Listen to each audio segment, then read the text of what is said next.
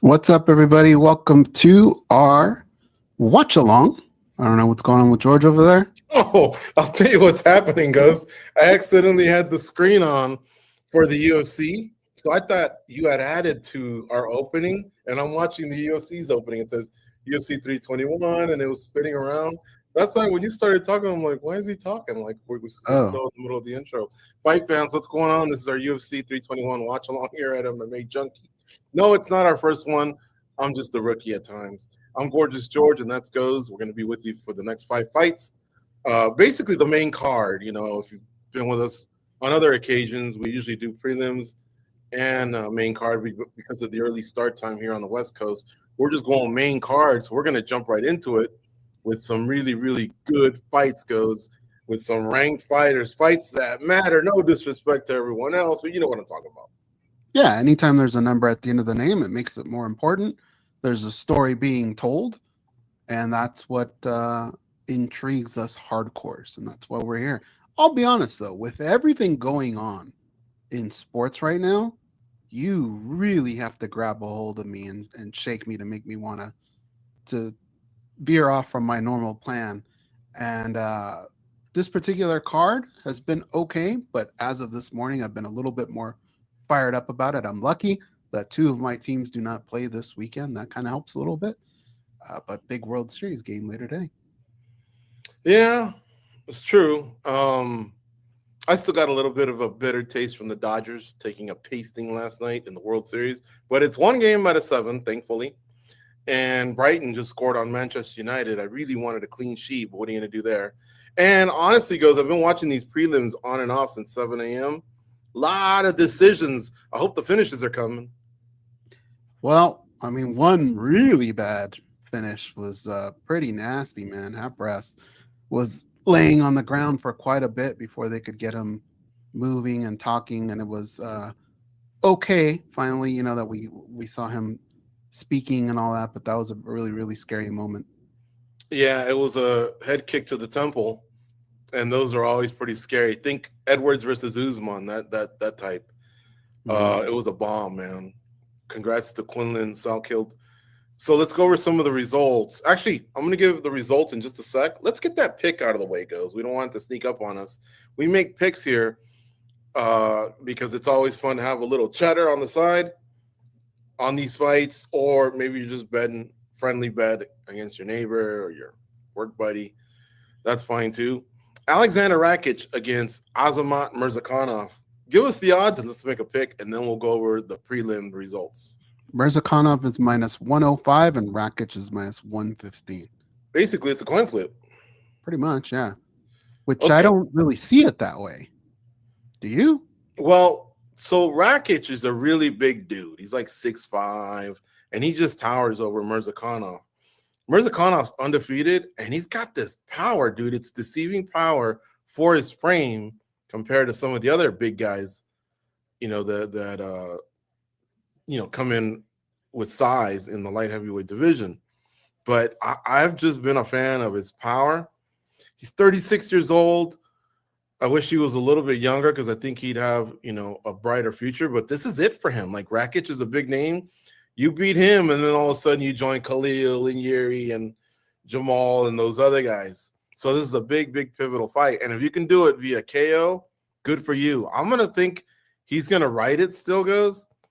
I don't think anyone's going to submit anyone. I just think they either go to a decision, you know, and whoever is the better technical fighter, the more effective fighter wins, or Murzakanov's one-hitter quitter will land and he'll win the fight. And I'm going with the second option. I think Murzakanov by KO. I am going to agree with you on this one, so we'll put both our names on this. -105 to start off the night. I'm down. I'm with it. I'm going to put out a fire. I will be right back.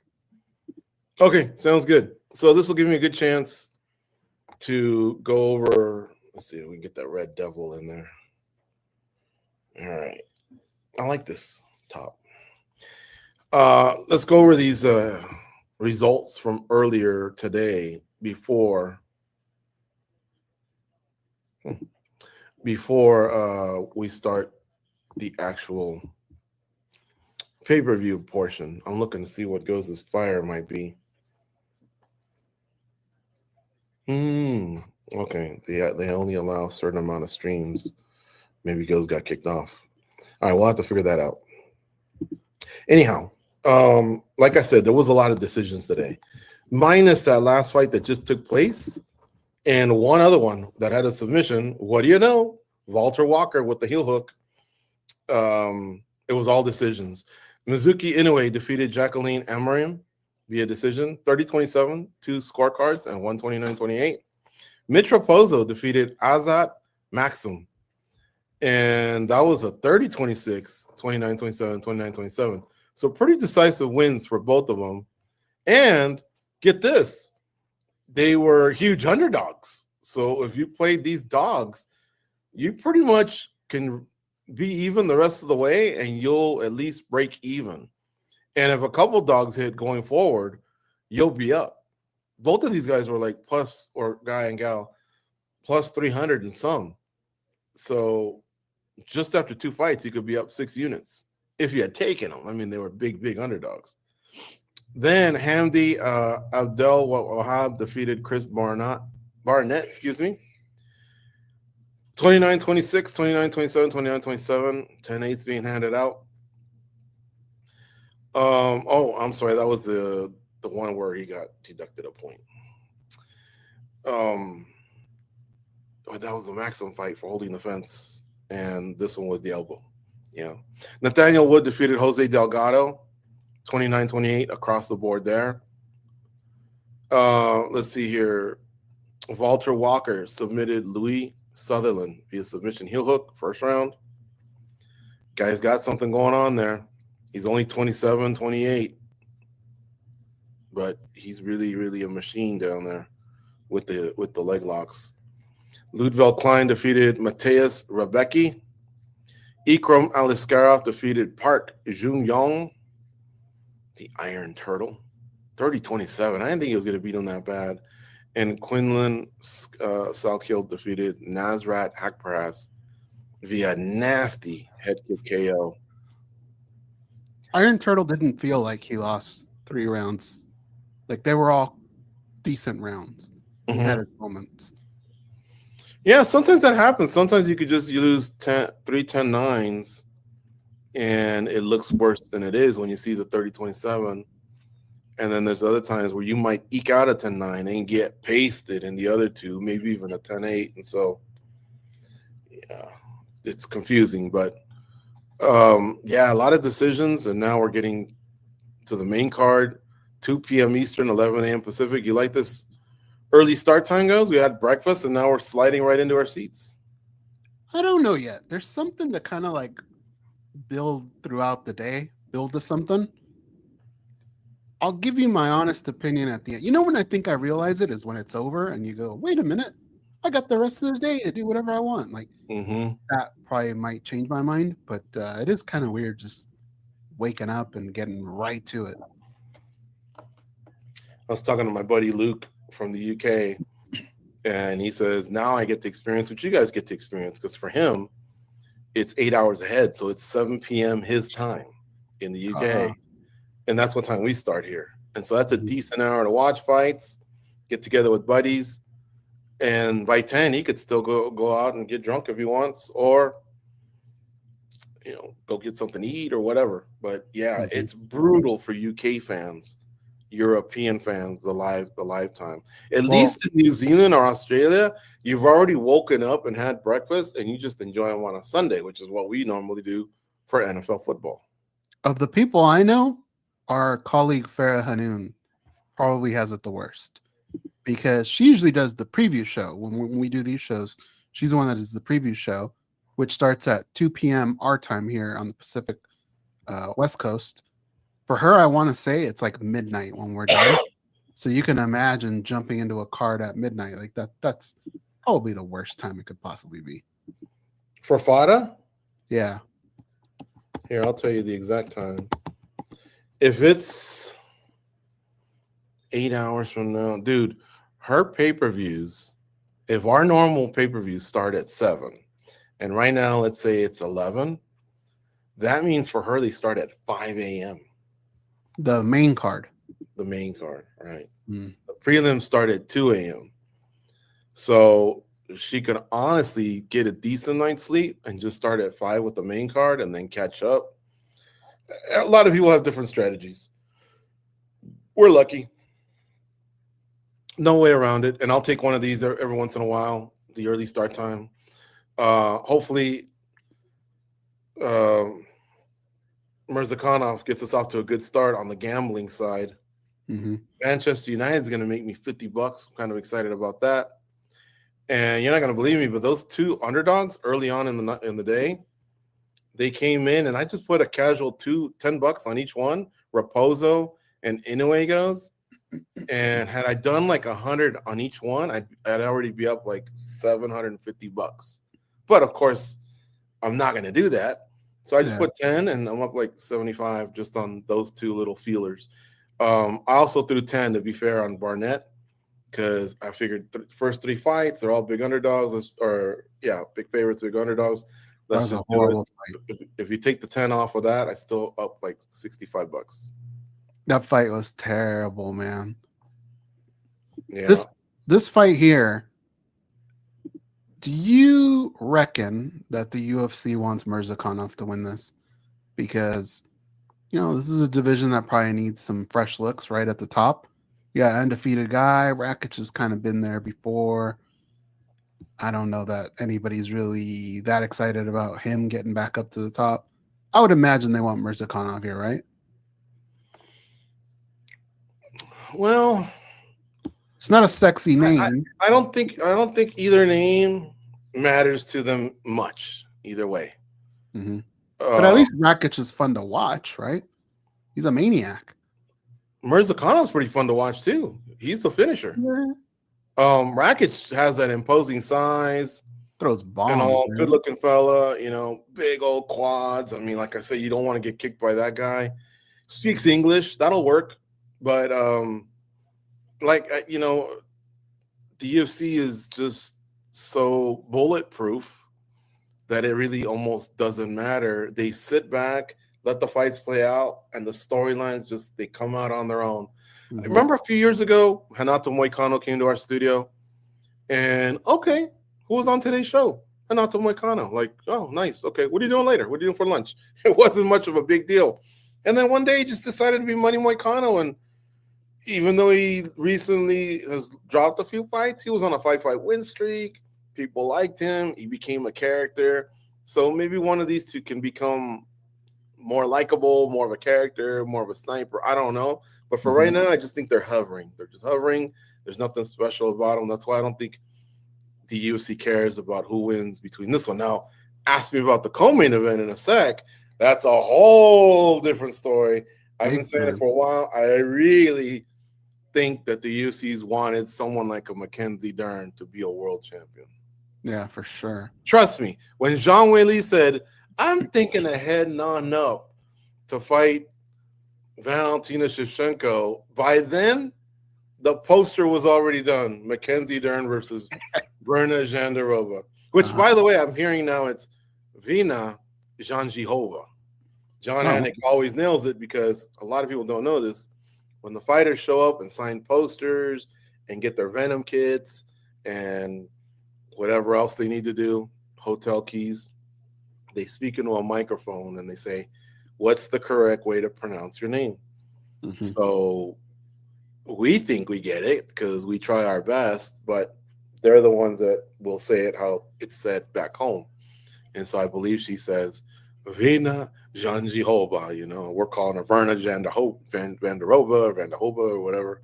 Which I will continue to do. Yeah, trust me too. But John always nails it. So what John does is he listens to it and then he repeats it 100 times, each fighter.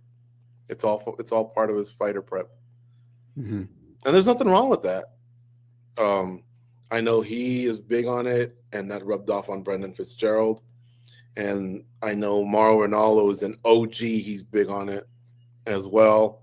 Ariel Helwani strives to get it right. Ariel actually credited Mauro with being the guy that put that in his ear, to get that right. Now, I would say those guys are maybe have a higher bar because they're play by play, you know, and they definitely want to get that right, and they have that type of access. But fans and media, you know, they'll butcher it from time to time. Yeah. You know, it was kind of there. If you want to bring it back to Rakic and Murzakanov, I was going to do the opposite. I was going to actually say it was kind of weird, and all at the same time, it was cool to hear Mauro Ranallo's voice on a UFC broadcast when they were doing their little intro. They went to some clip of boxing, and you heard his voice, and I thought that was kind of cool. Dude, I'm telling you, if they could have just made John Anik an analyst, if they really wanted to keep him on there, or a host, it's. I have to say this in a complete fashion because I don't want to disrespect John. John's obviously an amazing play-by-play broadcaster, but because the other guys, Andre Ward and Max Kellerman, are also of the same tone and cadence, that kind of hurt that broadcast a little bit. Like they needed to bring in like a Teddy Atlas or a George Foreman, or just someone that can liven up from that side, or even a Jerry Cooney. He's got a ton of charisma, right? If you're not going to do that, then your play-by-play announcer has to lose their head, you know. And so I just wish the UFC would employ Mauro Ranallo one way or another, part of Zuffa Boxing or part of WWE backup teams, because he's amazing. Jerry Cooney is probably a name that not a lot of people would remember, but he's actually really good at that. I'm kind of curious why he hasn't done that. He would be really good in those roles. Yeah, I mean, he's a little older now, but so is George Foreman. So, and you know, Al Bernstein, he did Showtime up until about a year ago. I know he's still on a few broadcasts. We spoke to him recently. So it's not that it can't be done, and he's polished because he's been doing radio for so many years. So yeah, it's definitely possible. Yeah, I think he'd do really, really good at that color commentator gig. both guys in the cage now. I'm just waiting. There's another thing about Murzakanov is undersized. Who was undersized? Fedor. I wouldn't say he's pudgy like Fedor, but he's softer, you know, than some of these other specimens. Again, kind of a lot of them reminds me of Fedor.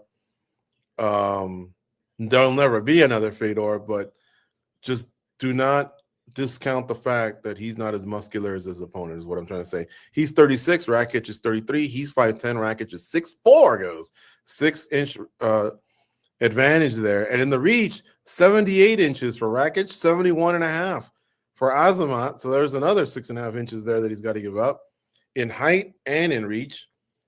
And their weight was very similar. One came in at 205.5. I think that was Murzakanov.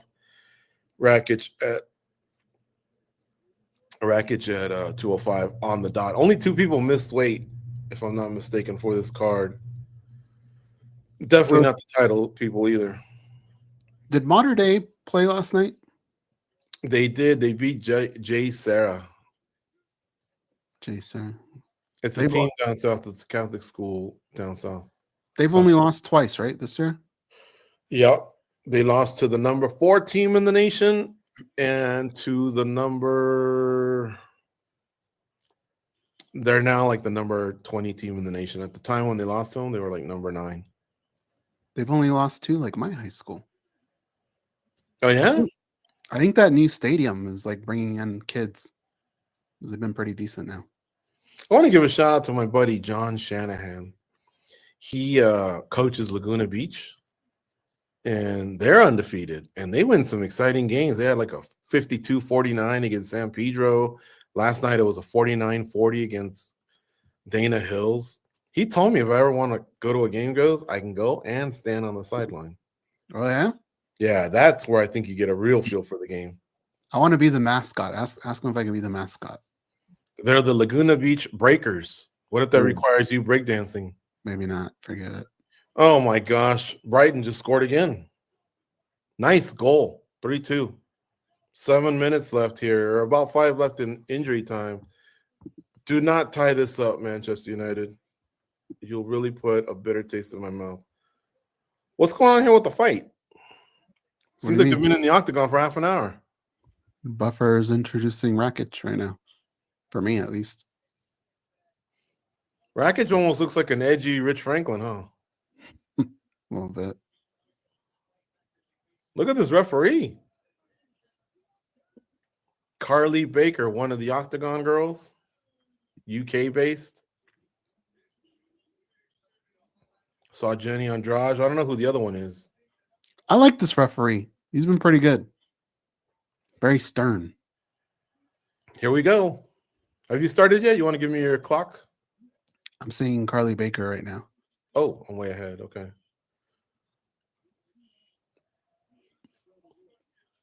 When it starts, let me know. 45, or sorry, 53, 52, 51. Okay. 50. Those Rakic kicks, man. Such a big leg. I was 14 seconds ahead of you, so I'm pausing it. And I'm going to rejoin you right now. Here we go.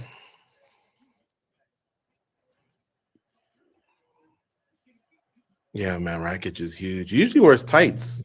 Now he's showing off. Tom Aspinall, another big guy. Man, strong legs can do a lot for you. In fact, Mackenzie Dern, same thing, man. She works out a ton on her legs ever since her grappling days. Mm-hmm.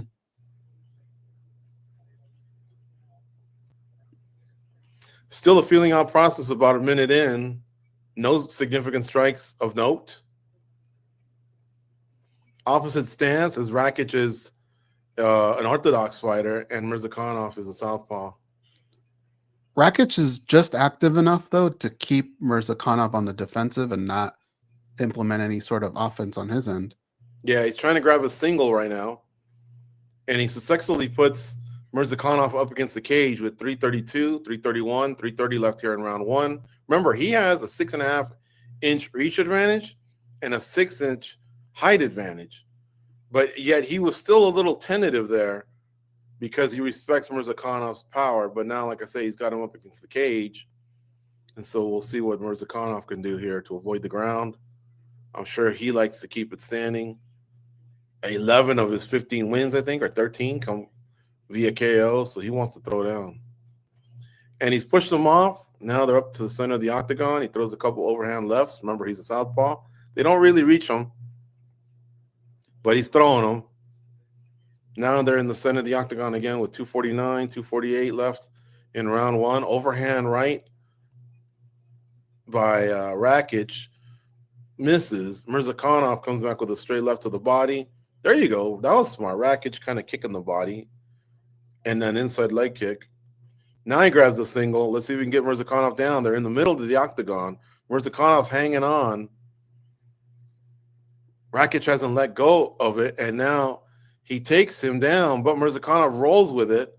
Rakic threatens with a leg lock, but never really got going, and Murzakanov pulls the leg out. Now they're back at the center of the octagon with 213, 212, 211, 210 left in the first. Okay, it's starting to pick up a little bit. Here goes a nice jab to the body by Murzakanov. That was really nice, yeah. You don't see that too much in mixed martial arts.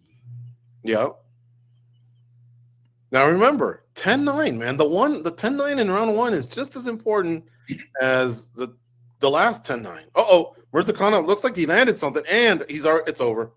I think there was an injury. It didn't look like the strongest punch, but the referee started zeroing in, and Rakic really covered up, almost like he had an injury, like a rib injury or a knee or what. Now he's talking a little shit. And I could see Rakic kind of leaning. So Murzakanov was kind of like looking at him like, what's up, And Rakic looked back at him, but when he did, something's wrong with a leg or an ankle, Goze. You think so? I thought he just caught him. Well, he did, but it looked like something gave out when they kind of spoke words. We'll see. I mean, he did cover up. The hardest shot I watched. Oh, that was a strong jab. It was just a money jab. Wow. He covered up in a way where he kind of knew it was over, That is a strong right hand, man. And that's his jab hand. Wow. So Rakic just doesn't have much of a chin. That wasn't the most powerful blow. It was on the money. It's like he walked into it. And so Murzakanov comes over, throws one over, one overhand.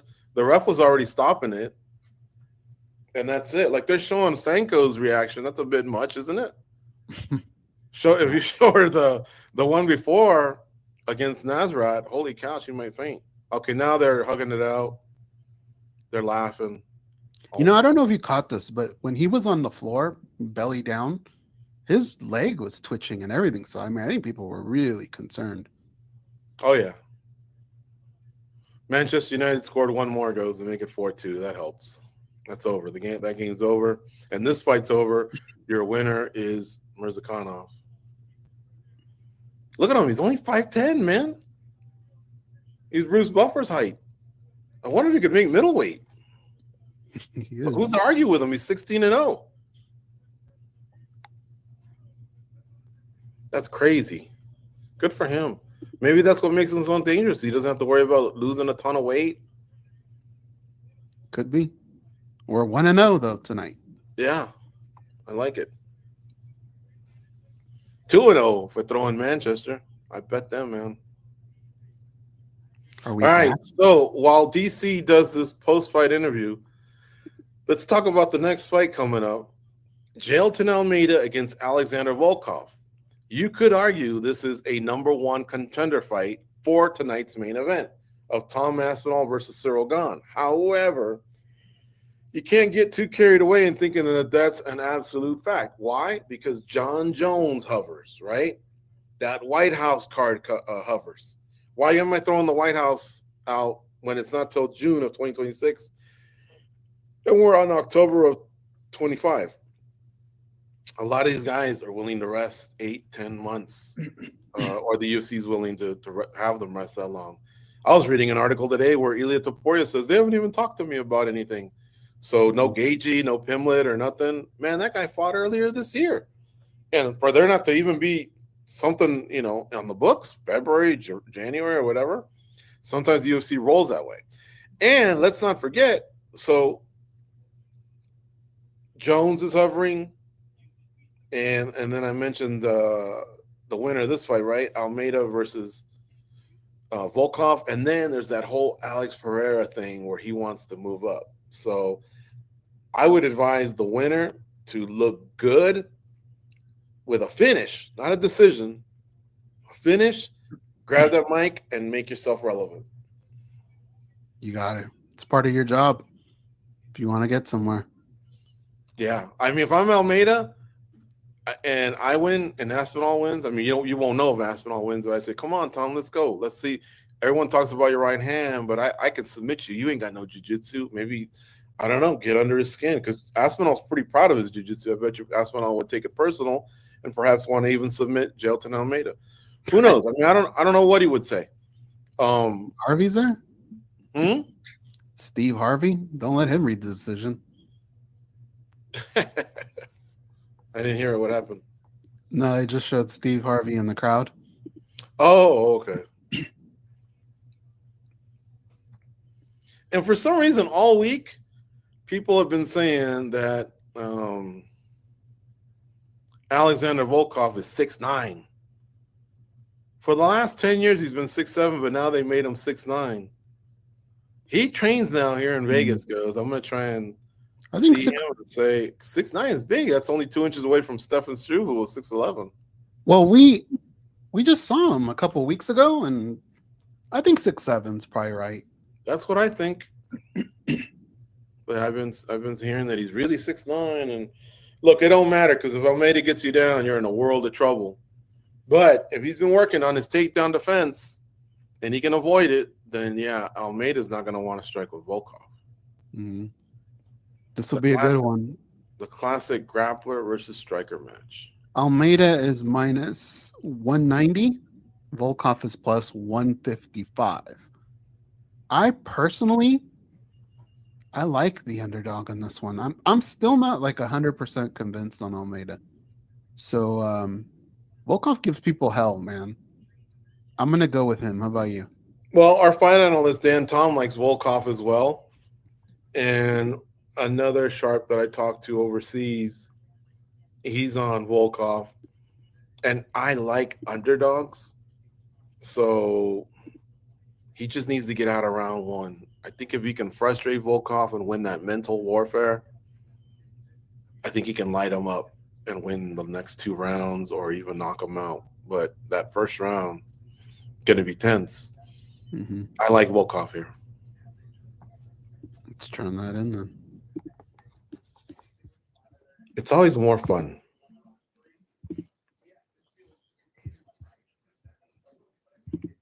Don't forget, Goze and I host the MMA Junkie Radio podcast.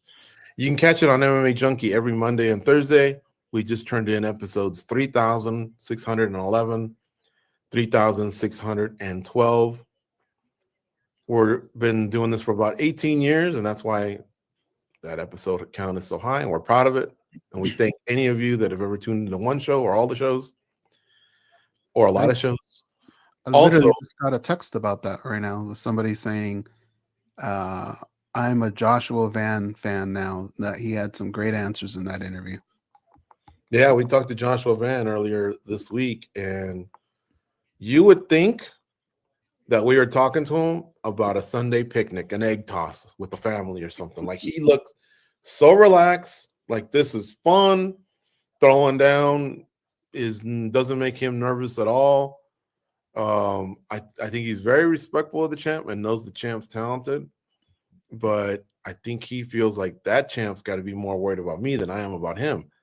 And I told him, I go, hey, how do we make sure you don't DDP this thing? What I mean by that is DDP had no answers for Hamza Chimaev. What if Joshua Van gets taken down? Do you have answers? Or are you just going to lay there? Like, will you stop the takedown initially? Or will you get up if you get taken down? Because, he had 0 answers. Yeah. And it turned into a boring fight. And, it's not like you could interview DDP now and he'd say, now I know what you guys are talking about. Hamza's tough on the ground. I mean, that ain't no kind of answer. That there's no secret to that. And Pantoja, dude, that guy, man, he takes you down and he's on your back like that. He can 10-8 you. He can submit you.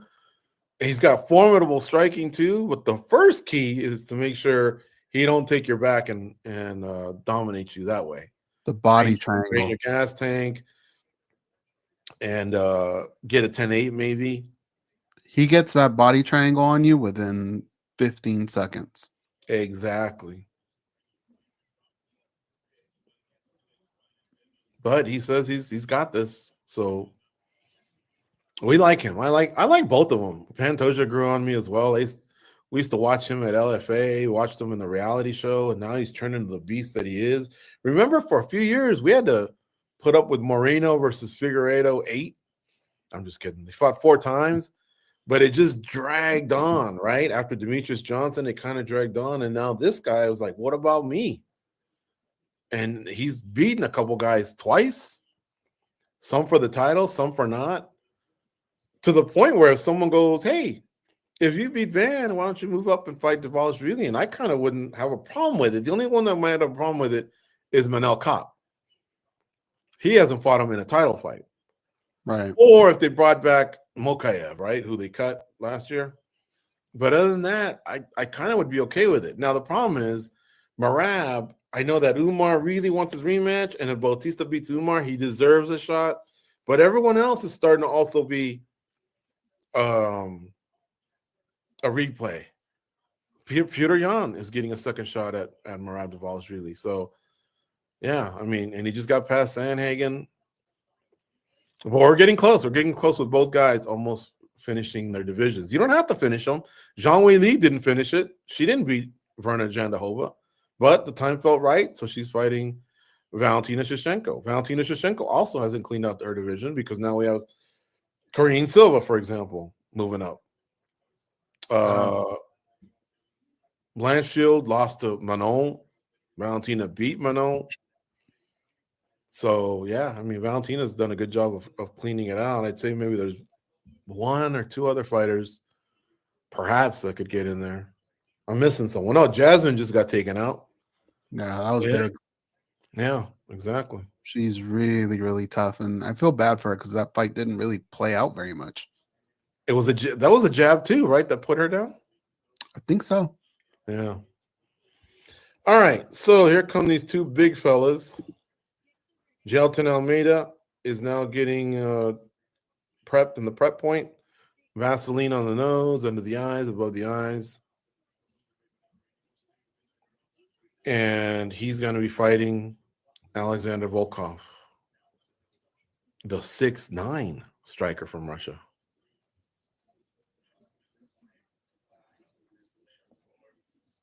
Yeah, I don't think he's 6'9". He's big, don't get me wrong, but I've been around, especially at UNLV.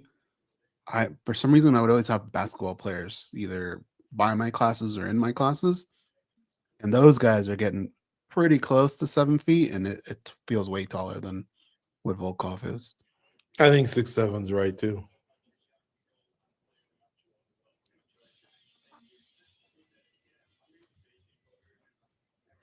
Here comes Volkov.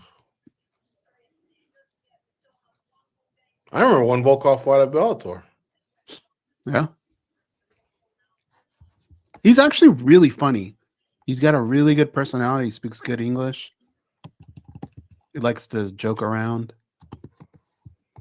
Yeah, and now he lives in Las Vegas, and he trains at the Bojada gym. I've seen him there. North Las Vegas. And at Gabriel Checo's gym. Now, this guy's got 24 wins by TKO. He's won 38 fights, and 24 have been via TKO. He's only got 4 submissions and 10 decisions. His last fight was a split decision loss against Ciryl Gane that many question could be Volkov fighting Tom Aspinall. Yeah. That was way last December, though. That's a long time to rest, man. 10 months? Before that, he beat Sergey Pavlovich. Good decision win there. And he choked out Tai Tuivasa.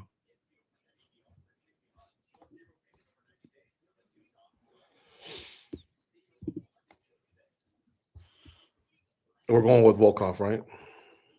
Mm-hmm. You guys can hit the like button, which is the thumbs up. That would be great. And I'll bug you guys a lot about it because people tune in, they tune out, they tune in, they tune out. It's easy. Just click that button and then it's done. You can even brag about it in the chat. You can even say, I did it, fat boy. And then give me a fist bump to tell me you're just joking.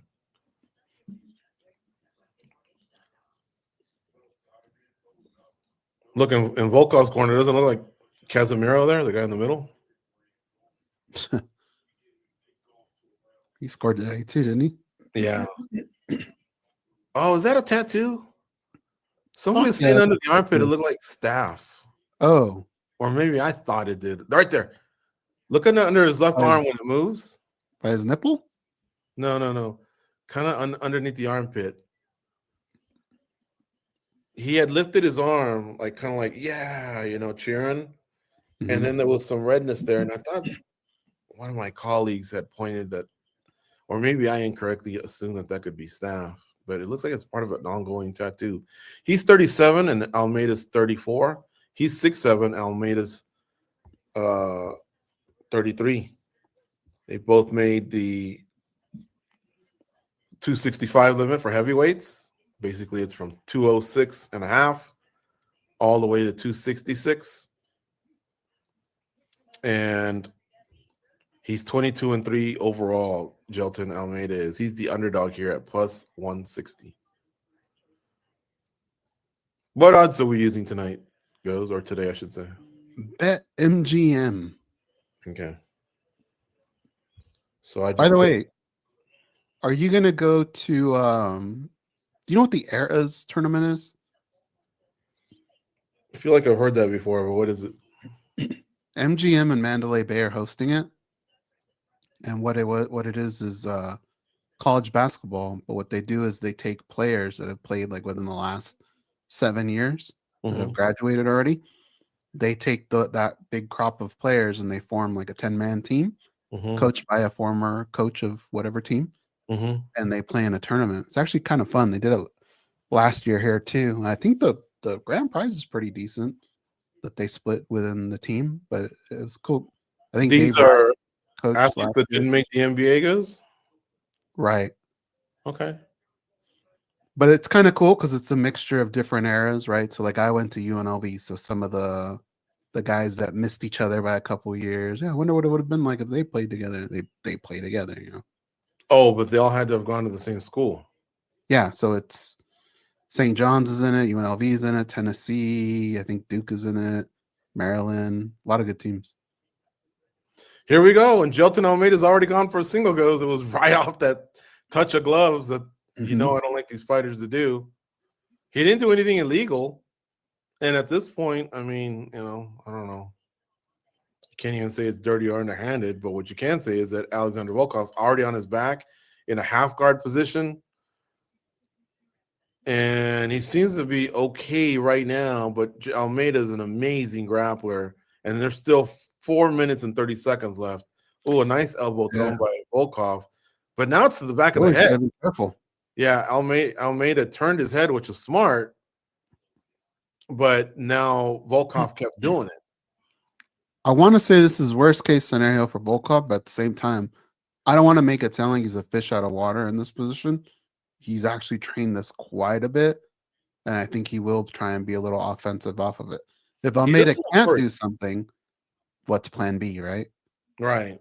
And I'm sorry to cut you off, and you're right. He doesn't look worried. He looks real composed, and he looks like he's okay. But again, we still have just under 4 minutes left. It's already a half guard position. Now, Almeida hasn't done much with this. He hasn't really ground and pounded. They say you got to get the takedown and then do something, improve your position, threaten with the submission, ground and pound. He really hasn't done any of that. In fact, Volkov threw a couple elbows, a couple legal ones, and then the illegal ones because Jelton Almeida turned his head. But Jelton will explode right now, and he will try and improve his position, and then we'll see what happens next. Now he's only got 90 seconds to sweat. But again, Almeida gets a body lock up by the head, and he looks like he wants to pull his leg out. I don't know if he wants to set up an arm triangle or what. Volkov's using those long legs to tie up Almeida, but Almeida still looks like if he wanted to, he could get that leg out. Volkov's trying to sit up. He's unsuccessful. 3 minutes left here in round one. This could be a big statement for Volkov if he can get up or just neutralize any of these attacks by Almeida. But I think the most important thing is just to get up. Why play with fire? Yeah. Arm triangle being set up by Jelton Almeida, 237, 36, 35 left in round one. He still hasn't cleared the leg yet, and now he looks like he's abandoned that. Now he's just on top, and now he might attack an arm. I think Volkov can sweep him here, maybe. Maybe, yeah. Volkov's trying to turn into him. Almeida punches the ribs. Volkov does get on this. That was clean. Yeah. Okay, let's see what happens now. Let's see what is on Almeida's face. Let's see what his body language is like when he gets on top. Almeida, obviously, this is his world, and he gave that up so easily that I'm curious if maybe he's starting to gas out a little bit.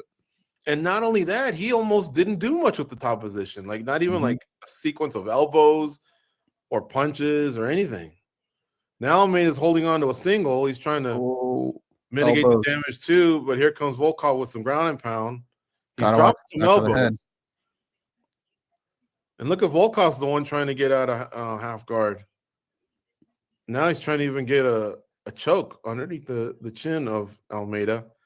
126, 125 left in round one. Still on top. Almeida trying to turn into him.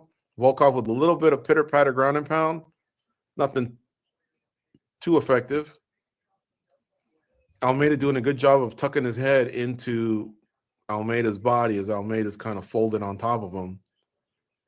That's one disadvantage goes about being so tall is you can kind of almost hide in one of the crevices of his body. Yeah. Oh, man, if he throws that knee when he gets up. And now Volkov is standing over Almeida. Almeida keeps grabbing his leg. Volkov decides, you know what? I better just get back to the ground because he was standing over him, but Almeida was grabbing a hold of a leg. And now he's back on top of Almeida through a couple nice punches. 38 seconds left here in round one. Almeida turning into Volkov. Definitely a Volkov round because Almeida, who had time on top, didn't do anything with it. Volkov has done a lot with his. I'm feeling good about my Volkov bet. How about you guys? Me too. I think Almeida's. Ooh, what are they doing here? Maybe he felt like he was grabbing his glove. I think Almeida's starting to break. I do think so as well. Oh, that elbow. He's got to be careful because Mark Goddard's warned him. After he warned him, yeah. Go ahead. I was gonna say after he warned him, Almeida purposely turned his head a little bit. So I think he's very cognizant of that. Okay, that's the end of the first round. I took a good look at both of them. Neither one looks exhausted. Almeida had a smile on his face as if to say, I done messed up. But he doesn't look broken yet. But I'm sure he's got to be thinking, shit, I might have to strike with this guy because his ground game was not bad at all. He mitigated the damage. Then he swept me and got up. And then he did a number on me on top. Mm-hmm. And remember, these two guys are fighting each other. But in a way, we're all going to compare this performance to whoever comes out of the championship fight, which we all kind of feel will be Tom Aspinall. But in a way, they're kind of fighting him too. Right. And Pereira and Jones. Yeah. Unfortunately. Although, I guess another thing we should say is it also looks like it could be just Jones and Pereira, and everyone's left alone in the heavyweight division. They just have their super fight, which I don't want to see because I think Jones is an amazing grappler, and I don't think Pereira could handle that. But when Jones just strikes and turns into a kickboxer, now that would be a fun fight to watch. Jones is smart. He won't want to stand too long with Pereira. Okay, Jelton Almeida just threw an overhand right, landed it, then he got a takedown. Good for him. Nice, yeah. 432, 431, 430 left here in round 2. He's on top in Volkov's full guard. I did not expect that, Goze. Well, in a way, and it kind of seems weird to say and see, it seemed like Volkov wasn't expecting that. Yeah. Kind of the same thing that happened with the touch of gloves. Like he just let him get way too close. You're a guy who's supposedly 6'9". You got to make this guy pay every time he gets within distance. The scores are coming in for that first round, 10-9. They're in agreement with us. And here in the second round, we're at 353, 352, 351, and 350 left here in round 2 with Jelton Almeida on top. Almost a replay of round 1. It's a half guard, like a scissor lock that Volkov defends with from the bottom. Looks like he wants to attack an arm, but now he doesn't, meaning a Kimura from the bottom. He's just controlling the wrists of Jelton Almeida. Jelton Almeida has not cleared that second leg. He's still in a half guard position. And Volkov, again, just making sure that Almeida can't unleash any ground and pound. Almeida's still on top with 313, 312, 311, 310 left in round 2. Hasn't really gotten any ground and pound going, but he did have a nice overhand right before he got the takedown. So he's ahead here, and he's winning 10-9. And now he's taking Volkov's back. No hooks are in, but he's basically straddling him from behind. Okay, now Volkov's gotten up. Now, Almeida drags him to the ground, and he does get one hook in real quick. But Volkov, again, he better protect his neck. He's a grounded fight. No, his knee's not down. Is it? Yeah, his knee's down. So he's kind of like in a catcher position, but with one knee down. And Almeida's on top of him, and Almeida's trying to get underneath that chin. He does have that one hook in still as they go to the ground. Now Volkov's kind of like turtled up. Almeida's taking some deep breaths, trying to figure out what his next move is. And now Volkov rolls to his back, which is probably the best thing here. And so now they're at 206, 205 left here in round 2.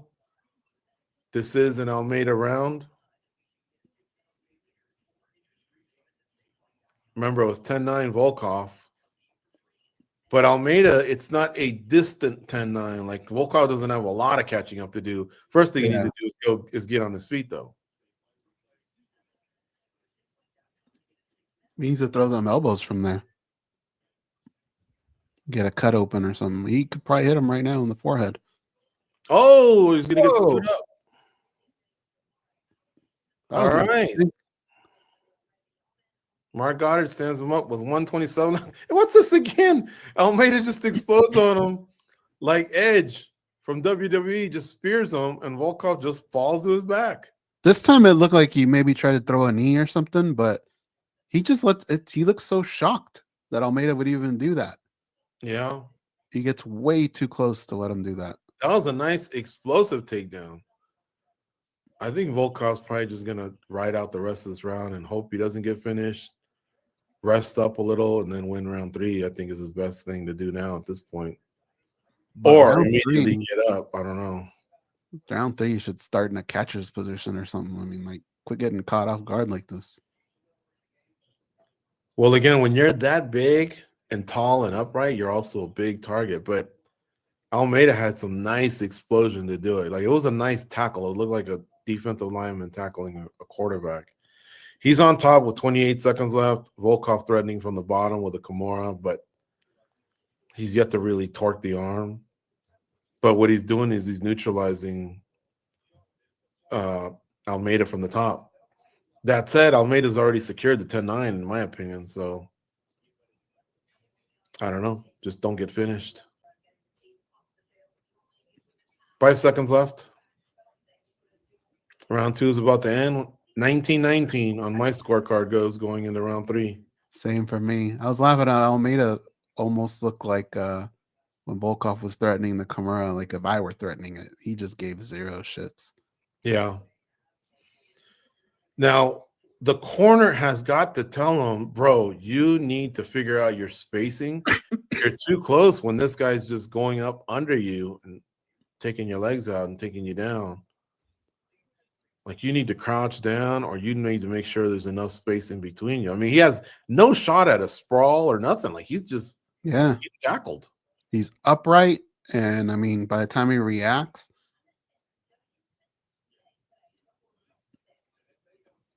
or if you're gonna go out like that, at least go out throwing a knee or something. Mm-hmm. And look at that. Oh, well, he did try and do it there.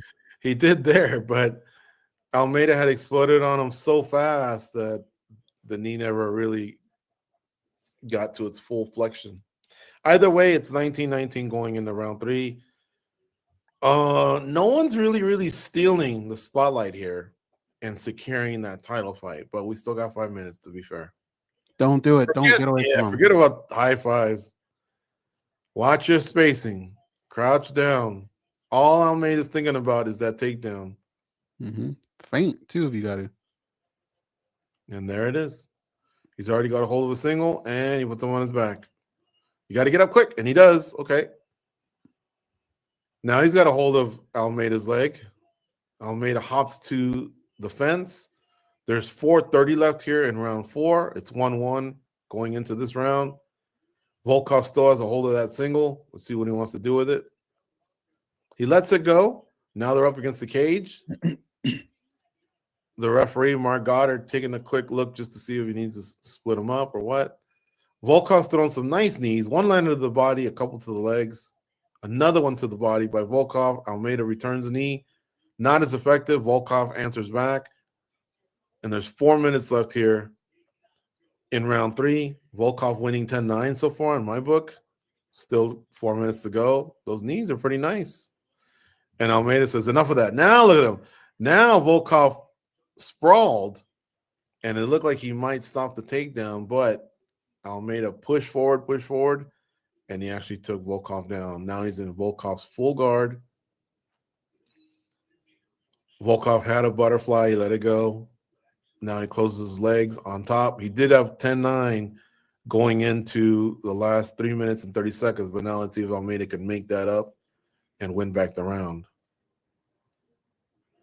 He's got to do something with the takedown. Remember, that other guy landed about 4 or 5 nice knees to the midsection.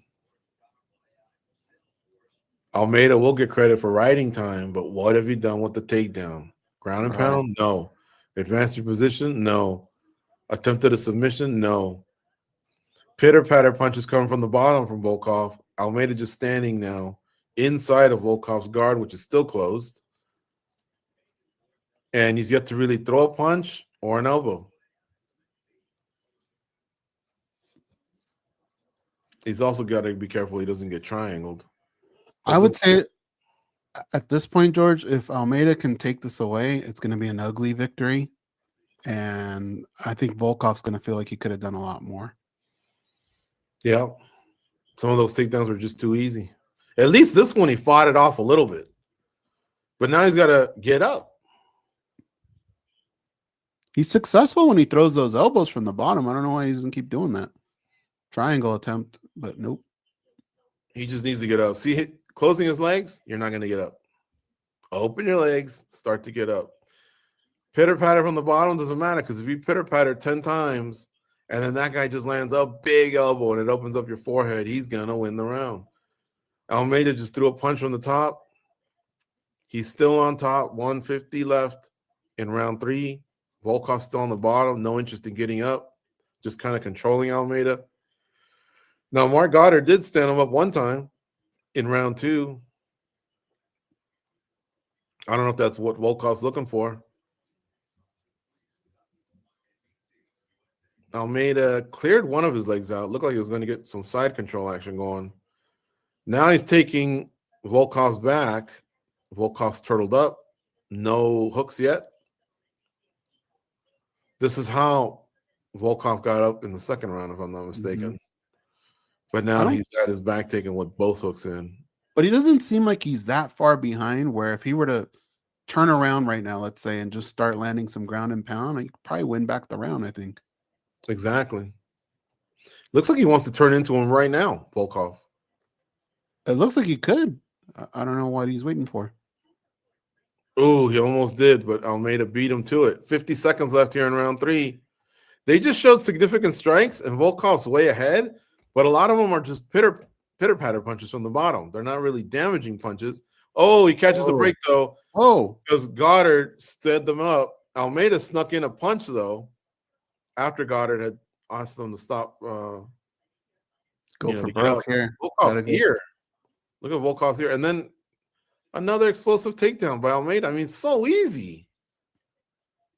Oh, Volkov's ear is messed up. Volkov's going to need that. He's going to have to catch a break, Goze, from a judge that says you didn't do anything with the takedown. Yeah, you never know. I mean, he's landed so much from the bottom versus Almeida just not really doing anything with his top position. Maybe you can convince one judge, but 2, I don't think so. Yeah, I don't like the aesthetics of this. I would not want to be holding a Volkov ticket and writing on the scoring criteria. Damage, he didn't do anything with it. Look at the significant strike count. I'd rather have the Almeida ticket right now because of the aesthetics. See right here? They're showing a replay. That one, at least he fought it and didn't make it easy, man. A couple other ones were easy takedowns.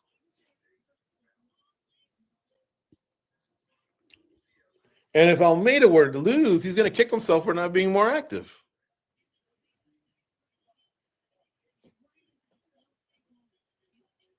Maybe they're just both better than we're giving them credit for, and maybe both guys would be a good challenge for the winner of the main event. But my early instinct is to say neither one of these have anything for if it was still Jones or now that it's Aspinall. Yeah, I agree.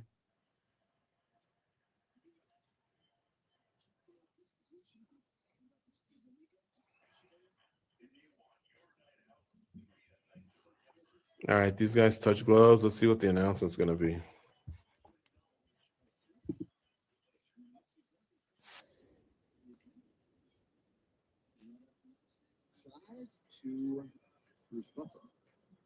Ladies and gentlemen, after 3 rounds. It's going to be a split.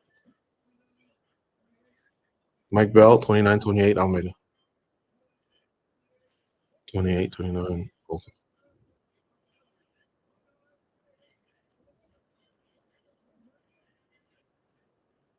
Ooh. Alexander Volkov won. Hey, is this a little bit of the reverse of what happened to him? With yeah. Gane? The fans don't like it. Almeida don't like it. It don't feel right, Goze, but that scoring criteria, it's going to haunt Almeida that he had so much time in a dominant position and he kind of didn't do anything. Mm-hmm. I think the judges credited him a lot for those. Remember in round 3, he kept throwing knees up the middle? I think they felt like that outlasted whatever Almeida did or didn't do from up top. I think so too. But it's not the performance that screams, I got next. Exactly. He needs to work on wrestling, take down defense. They were too easy, man. I'm not saying he's not. Of course he is. But he's got to work on it more.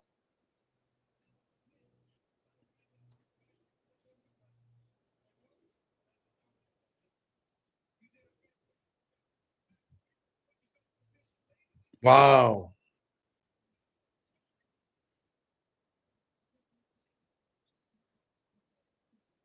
That's crazy, Goze. But yeah, maybe this was a little payback for the Ciryl Gane fight.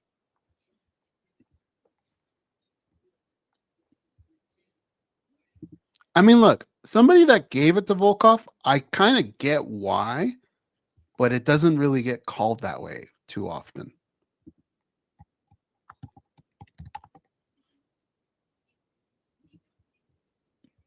Okay, here's the judges' scorecard. Round 1, Clemens, Warner, Tony Weeks, and Mike Bell all gave it to Volkov. These are all experienced judges. I'd say Mike Bell probably has the most experience. He's more of that traveling group of Vegas-based judges, we call them, even though they're not really all based in Vegas. But they do a lot of Apex, cards, Dana White Contender Series, all that. And then in round 2, they all had Almeida Goze. So rounds 1 and 2, no disputing them. I think even we agreed. Round 3 was the questionable, and 2 gave it to Volkov, Clemens, Warner, and Tony Weeks. Mike Bell gave it to Almeida. And Mike Bell, we would say, is probably the most experienced one, probably the one closest to really scoring according to how the criteria went. And yet he felt like Almeida did enough to win the round, even though he wasn't very damaging from up top, or he didn't really attack with submissions from up top. And the other 2 judges who have done a fair share of fights as well, they had it the other way. Mm-hmm. Did you see Wayne Rooney? No. I just flashed Wayne Rooney. Oh, I paused it to look at the scores. Guys, if you can hit the like button, which is the thumbs up, that would be great. We would be thankful. If you want to share with your buddies, that'd be awesome as well. Watch the fight along with us. We're 2-0 with our picks. What's up next, Goze? Up next. Why do they still have this? That's weird. Mario Bautista and Umar Nurmagomedov. Wow. Nurmagomedov is minus 700. Bautista is plus 475. I'll tell you right now, I actually think Bautista could win the fight. I'm not going to lie. I turned in Nurmagomedov. But I see ways that Bautista could win. And if you're giving me that much at plus 475, that's who I'm taking. You? All right. My life depended on it. I'd take Nurmagomedov. But that ain't no fun. And that's a big, big number, man, against Bautista. What sucks is in about 10 minutes, we might look like fools. Because that's how good these Nurmagomedovs are at taking your back, strangling you, or, lighting you up, 30-26. There's so many things that can happen. But I really think Bautista's smart, Goze, and he's built a camp to deal with all this.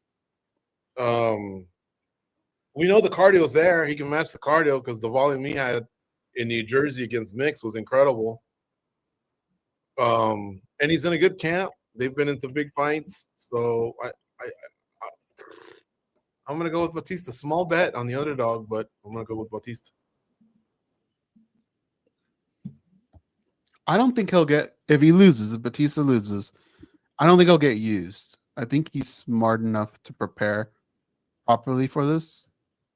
If he loses, the better man won, but I don't think it'll be a total domination where you go, what was this guy thinking? That whole thing. Yeah. And by the way, dude, more and more, Wayne Rooney is becoming my favorite Red Devils player ever. Yeah. I see a lot of highlights. Got good takes. And I just like the way he approaches the game. He's so honest. He'll talk about his mistakes. Of course, Ronaldo's an absolute superstar. And Roy Keane is a badass mofo. And Paul Scholes and Ryan Giggs are legends. And, there's been a lot of people that have gone through that door. But Wayne Rooney, man, he's legit. Did you see the way the crowd popped to him as well? Just goes to show you, don't underestimate the popularity of football, man. Like, holy cow, that guy probably gets mobbed wherever he goes.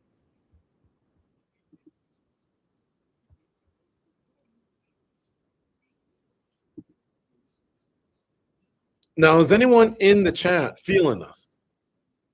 Are you guys taking Mario Bautista in an upset? I'm not going to take him by submission nor by TKO. He's going to have to eke out a decision, and even that's going to be tough.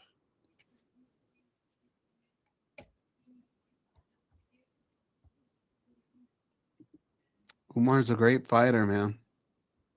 I don't know. It definitely say a lot about Bautista. Can you imagine beating Nurmagomedov and them telling you still got to do one more? Like, I feel like if you beat a guy like that, you got to be next. I agree. Peter Yan is in the building too. This division's crazy.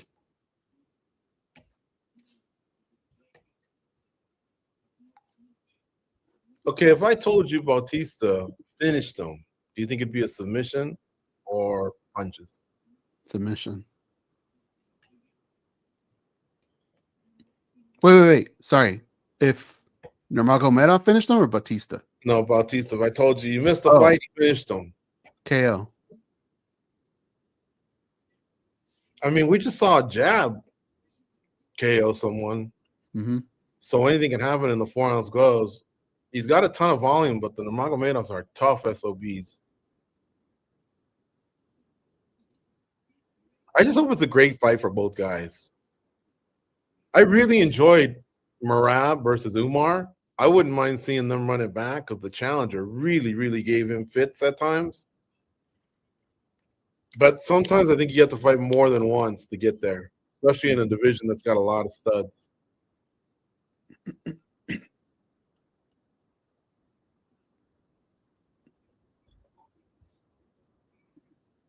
Bautista took a lot of hate for that Aldo fight, and then he came back and beat Mix. But Mix hasn't helped at all because Mix has dropped a couple fights, and so it doesn't look like as big of a win as it should have been. Remember, about a year ago, a lot of people thought Mix was the best bantamweight in the world. Yeah. Mix got in some other trouble because of some suspension by the French Federation or whatever. However, from what I'm hearing, it's just marijuana. And Mike Mazzulli, who oversees the event for the UFC, is saying he's not going to take away the win. The win stands. But in France, he's just in some trouble, I guess. I don't know. I thought we were just way beyond fighters getting busted for pot. Even USADA said, just let him talk up. Yeah.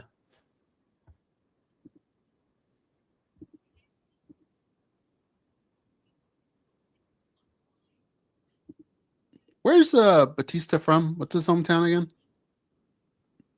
He's from Winnemucca, Winnemucca, right? Or something like that? Yeah, in northern Nevada. And then he moved to Phoenix, Arizona to train at the lab. But he's from Winnemucca, Nevada. It's in that Reno area, and it's in that Johnny Cash song. I've been everywhere, man. That one. He starts off in Winnemucca. You know what I'm talking about, right? Yeah.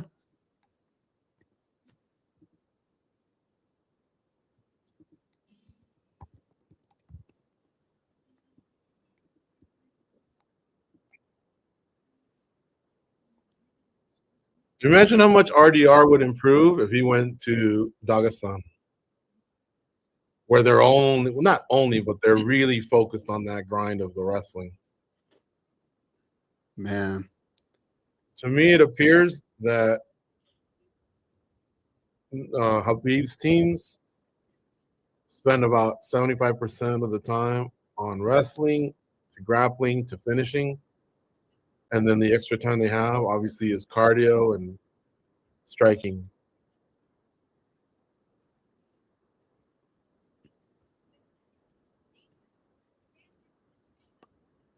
I think a lot of other camps wrestle just enough to stop the takedown. But the takedown can be such a powerful weapon, man. I mean, look at Javier Mendez believes in it, and he's a former kickboxing champ. He knows it. He knows it, though. He saw it with Kane. He saw it with DC. Now he's seen it with Habib. That's you your see, the way Bilal Muhammad talks about it and what that training room's like. That pisses me off so much when they check their nails at this point. When they could easily check it in the back. Hey, my name is Gorgeous George. I'm the commission official. I'm going to watch you get taped up. You know, that happens, folks. And then someone from the other team can watch it too. And then they tape you up. Check his nails then. That way, if they're too long, I guess, you go, hey, why don't you trim those right now? Mm-hmm. The times that they've seen him do it and they have to find one and then the guy just click, click, click, click. I mean, well, that looks ridiculous. I don't like that the commission official is the one that cuts it. That would freak me out. So just give me those. I'll do it. I got this thing about things going under my nails. Mm-hmm. Have you ever gone to fast food and when you give them like your money or your card, your nail goes under their nail or theirs goes under yours? That's probably happened to me like 3 times. I fucking hate it. That's ever happened to me. Oh, it's the worst. Both of you just kind of go, ugh. What about people that have the pinky nail so that they can pick their nose? Is that what that's for? Well, I yeah. gotta imagine it's that or the ear or something. Why would you just have one? I thought it was like a cocaine thing or something, right? Yeah, it could be that too. Yeah, it's creepy. I don't know.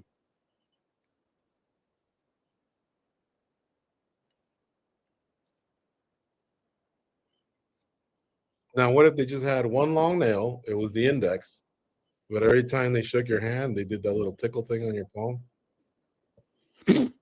You ever had someone tickle your palm? No. Never? I wouldn't like it. Come on, never? You've had to have had that. Tickle my palm? Yeah. Like if you shake some, I'll shake your hand later, and then my hands are nice. They're okay. I'll shake it, and then I'll use this middle finger and tickle the inside of your palm. I know I won't like it. Well, just so you know what it's like. Who knows? You might go, that wasn't such a big deal, or you might tell me to never do it again. All right, here we go. Hit that like button, folks. We greatly appreciate it. The touch of gloves is on. Goes, I know I'm ahead of you. I had to pause, look at the judges' scorecards. My round has already started. How about you? Yeah, I'm at 55, 54, 53, 52. I want to pause it. I got it. Nurmagomedov wasted no time. He got Bautista down, but Bautista's back up, still fighting him off. Umar chance going. I mean, this is Bautista can break out of this. This is a mini victory. It is, yeah. And now he's going for a ride. Boom. Oof. Now Bautista makes sure he gets on his back. And now Bautista's he's attacking a leg. Good job, Bautista. And he's threatening. Man. Oh, fuck. He's really going for it. God I think damn. Hermes going, what the hell's this? Oh. It's like Kurt Angle over here. Okay, now, oh my God, so much is going on here. The way they're scrambling, but Bautista will not let go of that ankle. He lets go of it finally. Thank But he God. was really torquing on his ankle for a while there. And Nurmagomedov did not look comfortable, but now he's out of it. He's in side control. And we're at 3:45 left here in round 1.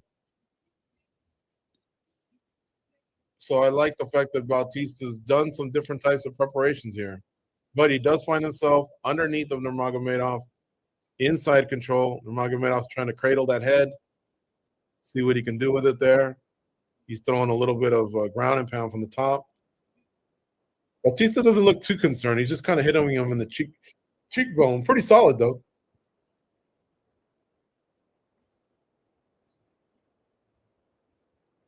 Bautista sent him a message, though, right? Like, you ain't going to get anything easy off of me. You got to work for it. And now Nurmagomedov is back on top. Oh, he's going to threaten for the front choke. Yeah, I was going to say, this could be trouble. For enough praise that you give Bautista for trying to scramble and get out of these things, he sure did kind of leave himself open for a choke or something. Yep. And now he's on his back with 2:45 left in round 1.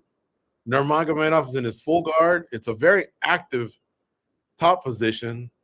He's mixing in punches and elbows, trying to improve his positioning. Bautista's active from the bottom. He's got his legs closed, though, right now. Maybe he's just stabilizing himself before he tries to open up. He does open up right now. Let's see if he tries to get up. He's getting close to the fence. But Nurmagomedov's trying to make sure that he doesn't use the back wall. The back to walk up the wall, I should say. He's trying to clear one leg, and he's almost there. These guys are just very athletic and strong. Now, Bautista did sit up for a second. Oh, he's back on his back. Nurmagomedov inside control. 153, 152 left here in round 1. I'll tell you this much. What Nurmagomedov and Bautista have both done right now is very tiring. You know, we'll have to see where their cardio's at in round 2. Yeah. For as much as Nurmagomedov hasn't stopped and he's got Bautista's back right now, neither is Bautista fighting him off. And right now, Nurmagomedov is on top. He's taking his back. Bautista's now, since then, let's see here. He's got a body triangle on him. Now they're against the fence. So he still has his back. He's got a body triangle on him. Before, he was kind of riding him, and he was in a 3-point stance. But since then, he's now on the ground. The body triangle's there. There's 106, 105, 104 left here in round 1. I don't call it a 10-9 or sorry, a 10-8 yet because Bautista hasn't really gotten lit up. He is getting struck on, but the damage isn't there. However, the duration and the dominance is there. And remember, we're not actually in Las Vegas, and we don't know all these judges. Some of them might just have a looser interpretation of 10-8. But that body triangle looks dominant to me. The fact that he's been on top of him for most of this round, that looks dominant to me. It's that damage. I haven't seen the damage yet. And if you go back to the last fight and why they probably gave it to Volkov, you would think they're probably closer to a 10-9 than a 10-8 right now. Right. But remember, those aren't the only 3 judges, so it could be 3 new judges with 3 different interpretations. But yeah, it was Weeks, Warner, and Bell. I don't know who the judges are for here. Usually they rotate them. I don't see a 10-8, but you can't predict it. Let's see what the media scores are. It's an obvious 10-9, and if a 10-8.5 existed, I'd give him a 10-8.5, but it doesn't. Now, Bautista does not look tired, and he also doesn't look frustrated. I think he just knows, okay, that's what I came for. I've expected this, but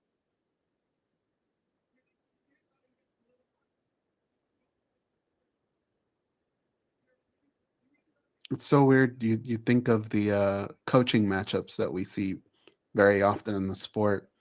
Now Khabib is to the point where he's had some of almost enough of those where you can start to say a little bit of a rivalry or something, right? I mean, he's coached so many fighters now. Mm-hmm. Bautista does not look even close to being broken. He just looks frustrated, but I think he realizes this is what he expected. Mm-hmm. Now the question is he going to just work on not getting taken down, maybe sacrificing a little bit of his stand-up? Could he elect to take Nurmagomedov down? Because he wasn't doing good in the scrambles. Nurmagomedov is very strong and very athletic. We'll see. If this was a 5-round fight, I'd feel better if I was Bautista. It's only a 3-round fight. Yeah. Nurmi only got tired in the 5th round against Merab, and that's Merab for crying out loud. Bautista's still the one stalking. You can't do that, though, if you're Bautista. You can't Oh, goes big knee lands for Bautista. He's got him rattled. Nurmagomedov is hurt, but now Nurmagomedov is going towards his bread and butter, which is wrestling. I think he's shaking it off, but that was a big knee. I mean, he knocked him down with that knee. Now let's see if he's stubborn and he's really still trying to recover. He's got to stop throwing that knee down now, though. Wow, that was a beautiful knee, too. Look how he's messing around like he could uppercut. He could. Oh, there you go. He got too close and too upright, and Nurmagomedov got the takedown. Remember, Umar Nurmagomedov and Usman Nurmagomedov are more strikers than grapplers. It's just that you can't help to become a grappler when you're a Dagestani athlete and when you're around the Nurmagomedovs. But they prefer to stand. But that's how good they are. Their second strength is sometimes even better than most people's wrestling who grew up wrestling. Now, remember, we're at 342, 341, 340. Do we match up there on Tongas? Yeah. I'm at 38, 37, 36. So Bautista, for sure, is winning the round because of that knee. But at some point, if Nurmagomedov does what he did in round one, which is to dominate the grappling, when's that pendulum going to swing back? Remember, according to how much you grade damage, which you should grade damage is the biggest criteria, Bautista's still in the lead for me. Nurmagomedov's controlled him, but he hasn't damaged him, and he hasn't attempted a submission yet. He's got a body lock triangle on him, but that's it. I feel like Chuck Liddell when he's watching fights. I'm just kind of worming around everywhere. Me too. The body triangle, he's let go of it a couple times and then regains it. But Mario's got to get out of that. He switches them, and then Bautista's always aware to make sure he doesn't leave his neck exposed. Now, he did get up to his feet, but Nurmagomedov still wrapped around him, still can take him down, but he is back on his feet. Oh, and now Bautista runs a switch, and now Bautista's on top, goes. Nice. But not for long. He did look like he landed one strike, though, that hurt Nurmagomedov. Yeah. And we're at 226, 225. How about Mario Bautista goes, proving he's one of the top bantamweights in the world for sure, no matter what, even if he loses today. He's banging in there, man. Big Ten. This is like the reverse of the last fight. Now, oh, and he goes for the takedown, goes. He misses, though. A couple shoulder shrugs. A little bit of a misses with a wild elbow. But I think he's testing Nurmagomedov's cardio. Nurmagomedov isn't as, well, just as I say that, I was going to say, it looks like he's starting to dwindle a little bit, but he just got a nice takedown on Bautista. That cost him. Now, I still think Bautista's up, goes, because of that knee. But it's, now Nurmagomedov's going to close the gap a little bit, especially if we can get anything going here from top position. Now he's in side control. He's in a nice spot right now. That was a big, big mess up by Bautista, letting Nurmagomedov get that second takedown here. Because to me, it looked like a frustrated Nurmagomedov. Like, okay, I'm back to my feet. Now what? Mm-hmm. But he's in side control, and there's 125 left. Now he's smothering him, but he's not damaging him. He's going to try and get to his back. And now he's back in full guard. So good job for Bautista there. Bautista trying to anything to create a scramble, get some underhooks, try a sweep, but Nurmagomedov's just so heavy on top. This is a fun fight, though, isn't it? It is. Who would you give the 10-9 to at this point, though? I think it goes back to Nurmagomedov at this point. It has been a while. I think Bautista had maybe one good strike, and remember, I think I caught it. What if I didn't? What if I'm one of the judges that didn't? Although Bautista just got out of a good position and he's back on his feet. Goes, I think the tide might turn here. He could win it back easily. He doesn't look like he's tired or broken, and Nurmagomedov, I think he's starting to slow down. They're on their feet with 27 seconds left. Bautista's definitely stalking him, and he just got buzzed by one of Nurmi's punches, but now he just threw one back. And now Nurmi throws one at him. 15 seconds left here in round two. Nurmi lands a kick. Kick to the body by Bautista. I think it's blocked. 10 seconds left. 6, 5. Oh, man. I don't know if that knee will hold up. That knee was that good, folks. I hate to harp on the knee. And, yes, I bet Bautista. But that knee was wicked. It was a takedown. Goes in boxing, it'd be 10-8. I think Nurmagomedov probably takes that. Maybe I could see one judge giving it to Bautista, but I think he got it. But the tide is turning. In this last round, if Bautista can fight that takedown off for maybe the first 30 seconds to a minute, I think Nurmagomedov is starting to gas. And I think he can catch him on the back end of the round. And I'll stick with what I said. If this was 5 rounds, I would like Bautista's chances. Because I don't think this one's going to end by finish in round 3. They're both tough guys. That knee landed part on the chest and part on the chin. That switch was nice, too. Look at that. Yeah. Bautista's a G, Goze. He's good.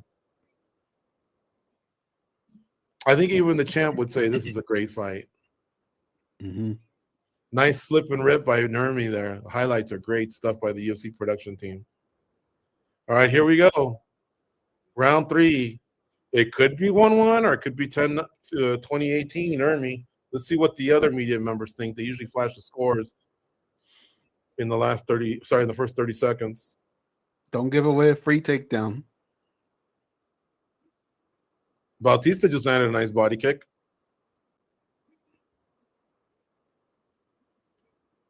DC telling people you better put some respect on Bautista's name, and he's right.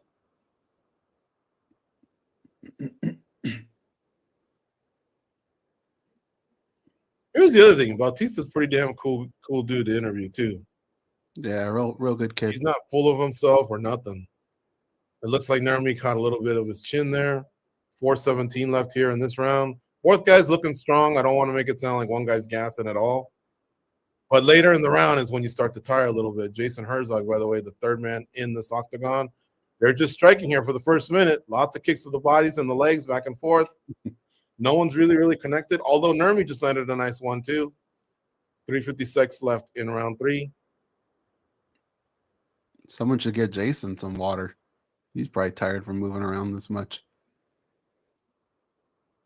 Oh, a takedown by Nurmi. He doesn't get it, but he does have a hold of his body. And Bautista is in a 3-point stance. The scores are still coming in at 2018 Umar, so it looks like that knee wasn't enough for some. Aaron Bronstetter gave oh, did he? Bautista the round. Okay. 1 knee to the body. See, and all you need is 2 judges to be Aaron Bronstetter. You could have 100 that say 2018, but if you have 2 Aaron Bronstetters as judges, I mean, there you go. Where's that blood coming from? I think Bautista's nose. 3:04, 3:03 left here in round 3. Nurmi's pressing Bautista up against the fence. He had his back, and now Bautista's turned around since then. He's facing him. He does get dragged down, but it looks like he's going to pop back up. But see, Nurmi's just so damn fast. He's just always on top of you. That's how relentless the Nurmagomedovs are, man. They just don't stop.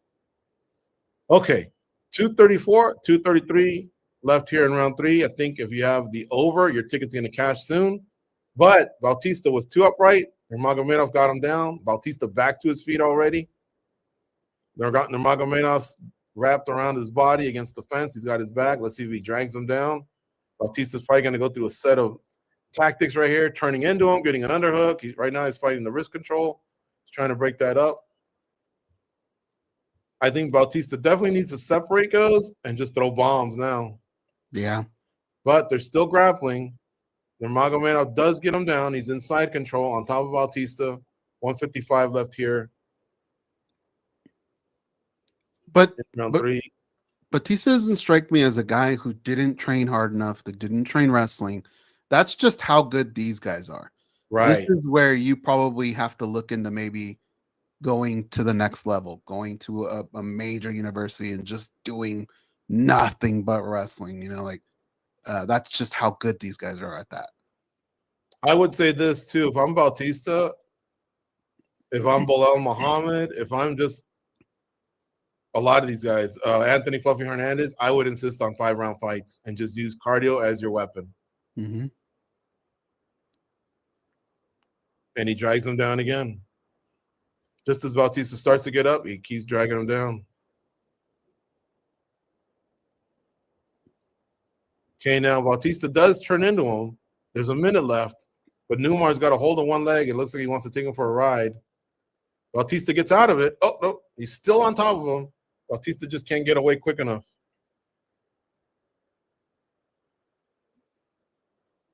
But Bautista keeps getting up. The problem is the clock's the enemy now. They're And if it both was relentless. 1-1, he's not winning the third. Both of these guys are absolutely relentless, dude. This is a crazy pace. And if it was 1-1, then yeah, he just basically lost round 3. But if it was 2-0, then yeah, now it's going to look like a blowout. We don't want people to think that because Bautista was game at times, but Nurmagomedov's just the storm that won't go away. 12 seconds left. Bautista's just got to throw bombs. And he's doing it, but I don't know if it's going to be enough time. 4 seconds, 3, wild head kick misses. Nurmi wins, I think. Let me ask you this. But Bautista gains respect, and he deserves it, and I can't wait for his next fight. And same with Nurmi. Had Jan not been announced as the next guy, would this have been the performance that says, no, we got to go this way? No. No? No. They guessed right by taking Jan against Merab. It paid off. Now, if Bautista had landed that knee and finished him, they might go, oh, and regret it, but not for long. Because I think Merab fights so soon that they'd go, wow, Bautista and Merab in March 2026, book it. But Umar, I don't want to say he didn't look like championship material because he kind of did. He was great. It was game. Yeah. But you got to finish. If you're going to make that claim, you got to finish. It's a good way to get back in that win column, though. He earned his check. Yeah, he's doing this the hard way.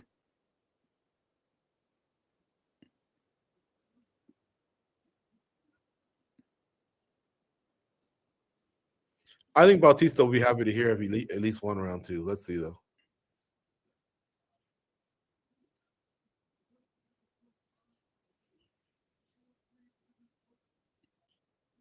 All 30-27. Ooh.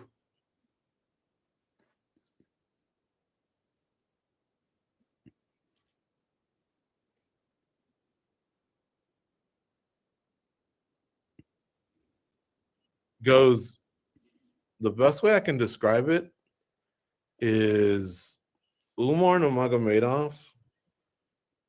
Well, even Khabib back in the day. What it seems like is you fight him in round 1, right? And then you go to your corner and you're a little bit tired. These guys don't seem to tire. And when they come out, they seem just as fresh as they were for round 1.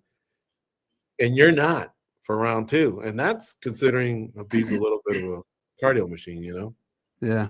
But in round 3, he's probably thinking, hey, do you have a twin? Did you tap him in or what? Like, you're nonstop. Relentless.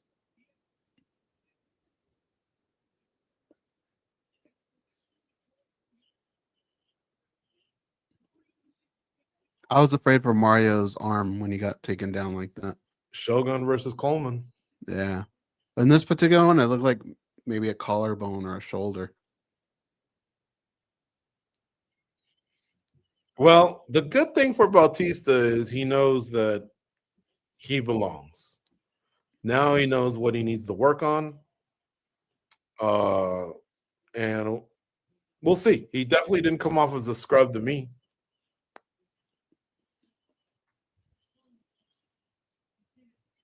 I'll give you an example. Remember when Sandhagen fought Aljo and he got submitted real quick? Mm-hmm.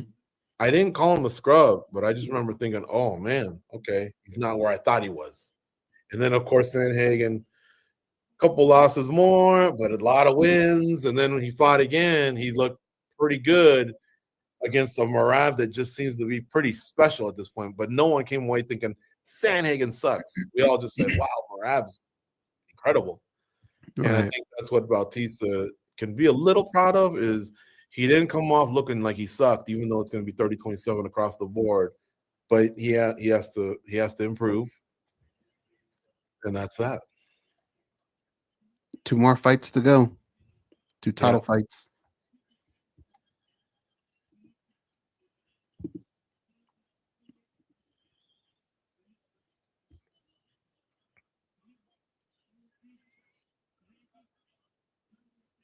That knee, though, that was pretty cool.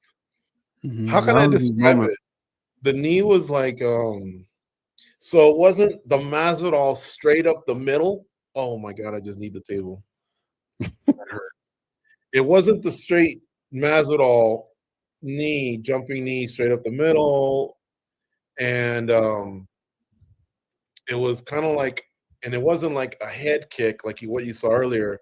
It was kind of like that motion, except with the knee. It was kind of like a sideways jumping knee, and that's why it kind of hit him here, kind of like in the body, and then the shin, because the leg was still attached, obviously the bottom half, that kind of hit him in the neck, and that's why it knocked him down. He felt that shit, man.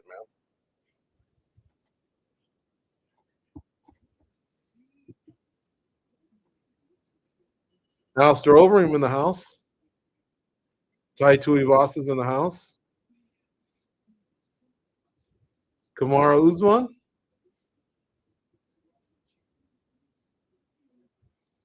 Usman's getting a lot of critique because he's saying, why should I fight Bilal Muhammad? He's ranked number 1. And he's not coming with good answers, right? Like, well, that's the reason you can take his one, even though Bilal's booked against Ian Gary. But there's that heat, and I think he's trying to stay away from the heat because slowly but surely things are trickling out that when they had Bilal Muhammad as a guest on that Pound for Pound podcast, they had words, something happened, and even if it was a slap or whatever happened, it's not a good look for Usman because the show was never released. He seems to not talk about it as much. I think Bilal's respectful because they share the same management, but Bilal's starting to open up a little bit more, and he's acting like, I'm more than okay for you guys to show the tape if you guys want to show the tape. Mm-hmm. So this would be a chance for Usman to kind of shut that down. And let me tell you something. The Usman I saw against Buckley was a championship material Usman. That was an outstanding performance. I'm not saying you could do that to Bilal Muhammad. What I'm saying is he looked great. But right now you got Makhachev challenging JDM, and you got Ian Gary making noise. Shavkat Rakhmonov's going to eventually come back, and he's undefeated with, I think, all finishes or all but one. So Usman's got some company. I don't think you could just show up and go, I'm Kamaru. I'm ready whenever you guys are. Right. Like, if you're in the right place at the right time, okay. But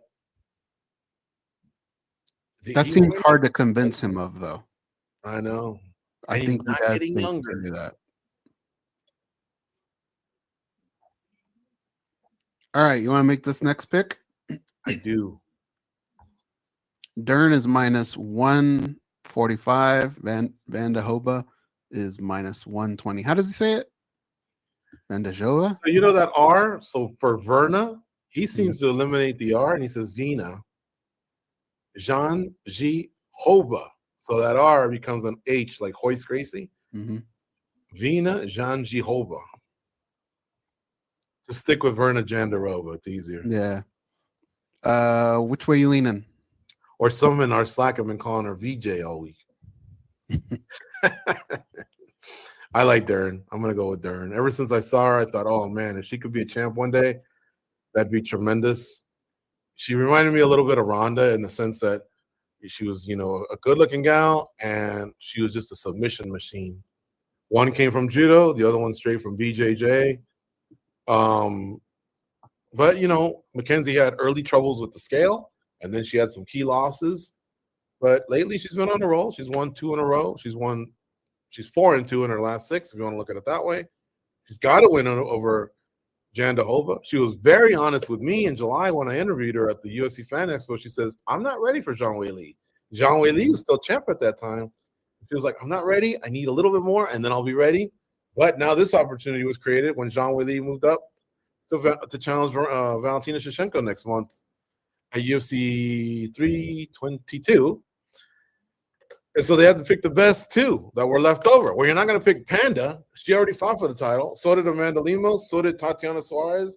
I think it was okay. Some people were crapping on the fact that it was Mackenzie Dern that was up, but I think it was fair. It was a fair call. I think so. I think this will be a good scrap, though. Who you got? Same, Mackenzie Dern. I But I think think both Mackenzie will fighters. win or Mackenzie by submission is probably the same bet, right? Because how else is she going to win? Let's see.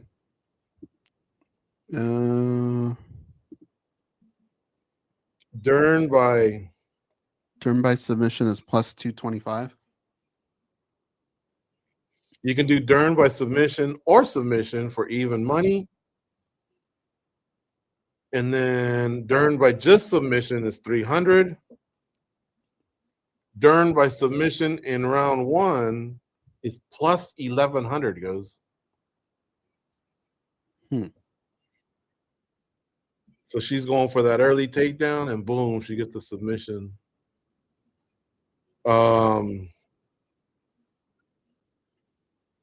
The draws plus 5,000.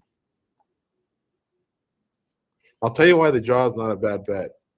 Because when you're a jiu-jitsu specialist, if you get the back and that triangle and you sneak in a 10-8, then all of a sudden that's in play.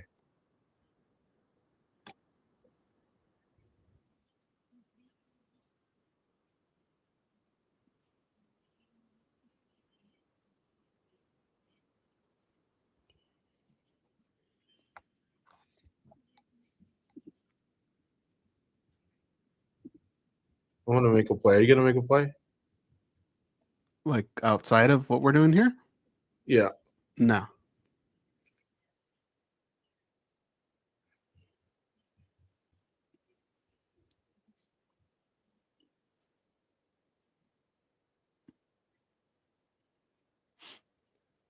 Let me see, Virna. How many times has she been tapped out?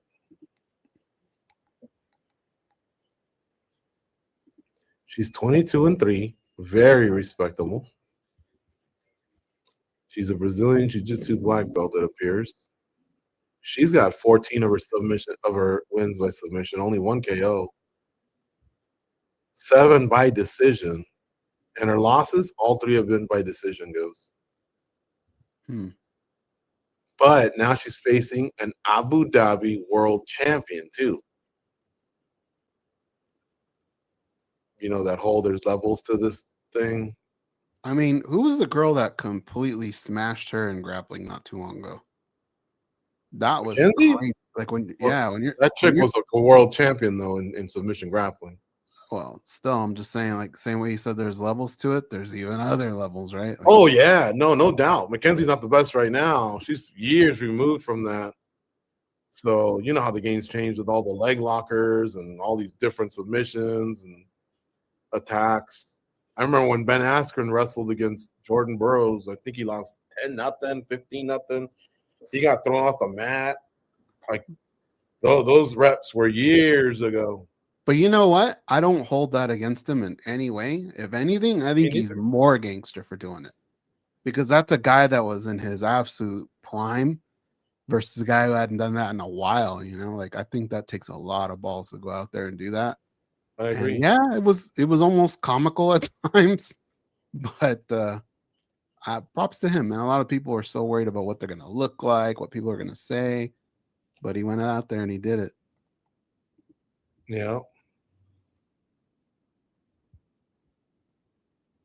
That might have been one where if I was Ben Askren, I'd go, are there 2 of these guys or what the fuck?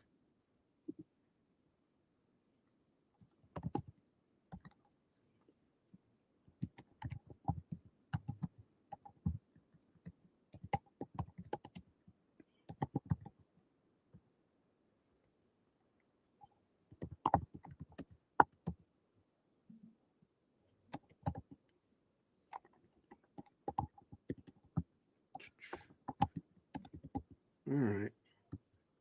Mackenzie Dern is in the crypto.com prep point. I missed when it was Harley Davidson. Yeah. And folks, if you can hit that like button, that would be outstanding. We'd greatly appreciate it. It looked like a lot of you did the first time when we asked. So if you can do it again, let's bump to you. This is the co-main event of UFC 321. Remember, they're out there early in Abu Dhabi. Why don't they do this for other ones? I don't know. If you'll recall, Bilal Muhammad took the title from Leon Edwards at 6 a.m. in the UK. They didn't do it for that audience. but they did it for this audience. I think it's just maybe a more conservative audience. Prime time is prime time.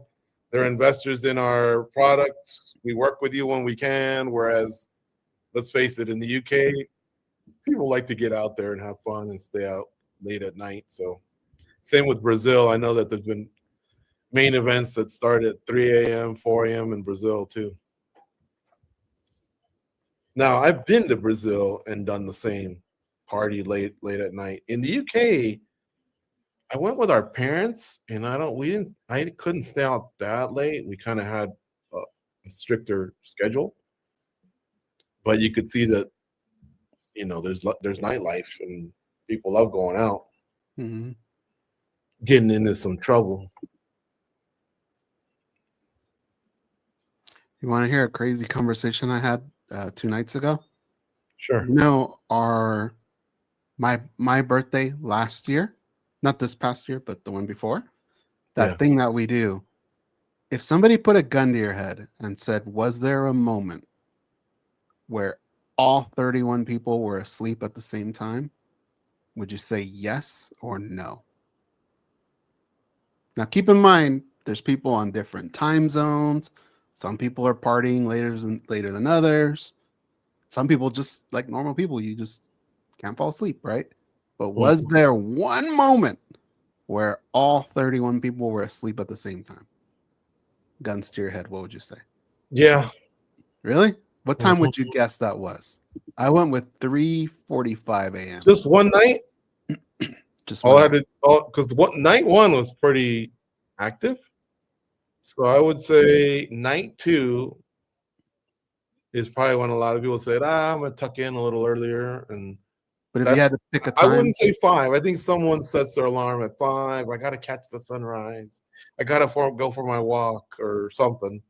Or the East Coasters, it's 8 a.m. But I think 4:30 a.m. 4:30 a.m.? Yeah. I went with 3:45.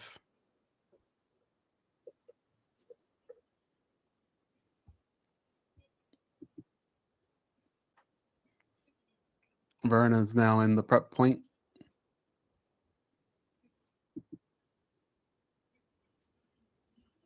Is that your surgeon, George, in the background, or is that somebody that looks like him?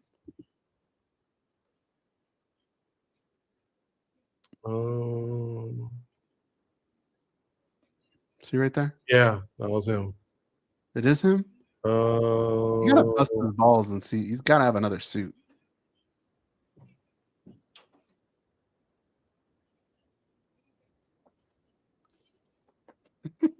Yogi just came in the room being carried like a football. That's funny. Yeah, I'm pretty sure that's him. Although, why would they take him that far? To me, this is a guy that looks like him. Now, why is Virna coming out second? It just seems to me like the A side here is Dern. I don't know. So what did you end up betting on this one? Oh, shit. I think it might be too late. Remember me for reminding you. I can still get in on just her. Let me see if I can get a prop. I can, and I think I'm gonna. About to start. Dern submission round 1. Dern submission round 1. Yeah. And what does that pay out? 110. 10 to make 110. That's it.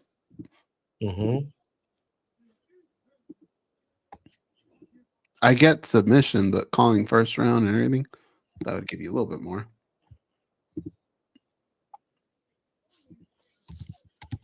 Well, if I put 100, it pays me 1,100.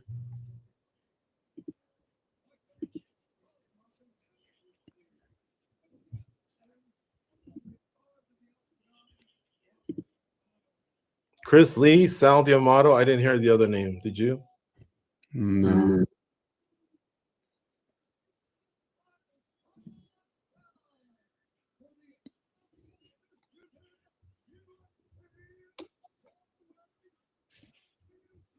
Wait, why did I lose this bet?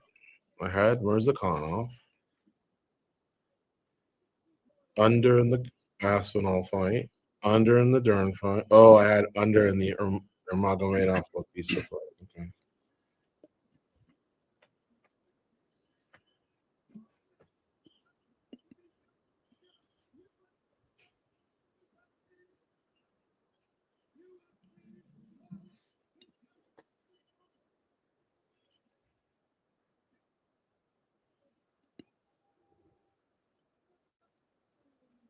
You think Mackenzie Dern needs a nickname? Yeah, what would you give her? I don't know, but the way she fights, she deserves something, right?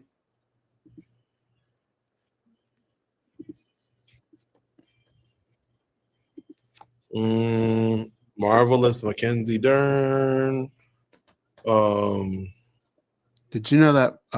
So she's Brazilian, so she's got to have one of those corny nicknames, like Two-Face or Marvin Hagler. His nickname was Marvelous, right? Right. But he actually changed his name because people weren't giving him enough respect, so he forced them to say it. Mm-hmm. Okay, we should be all synced up. Goddard's bringing them to the middle of the octagon. They're pretty respectful towards each other. The touch of gloves is there. Now, they fought almost 5 years ago. Dern won. But I think since that fight, Virna has not lost.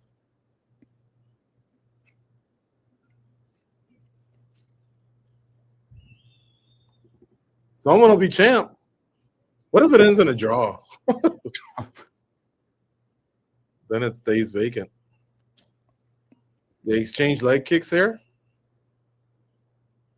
Because are we synced up? I'm at 45, 44, 43. Or exactly synced up. Okay. Nice leg kicks from Dern so far. Yeah. Dern's out of the blue corner wearing all white. Virna in the red corner wearing all black.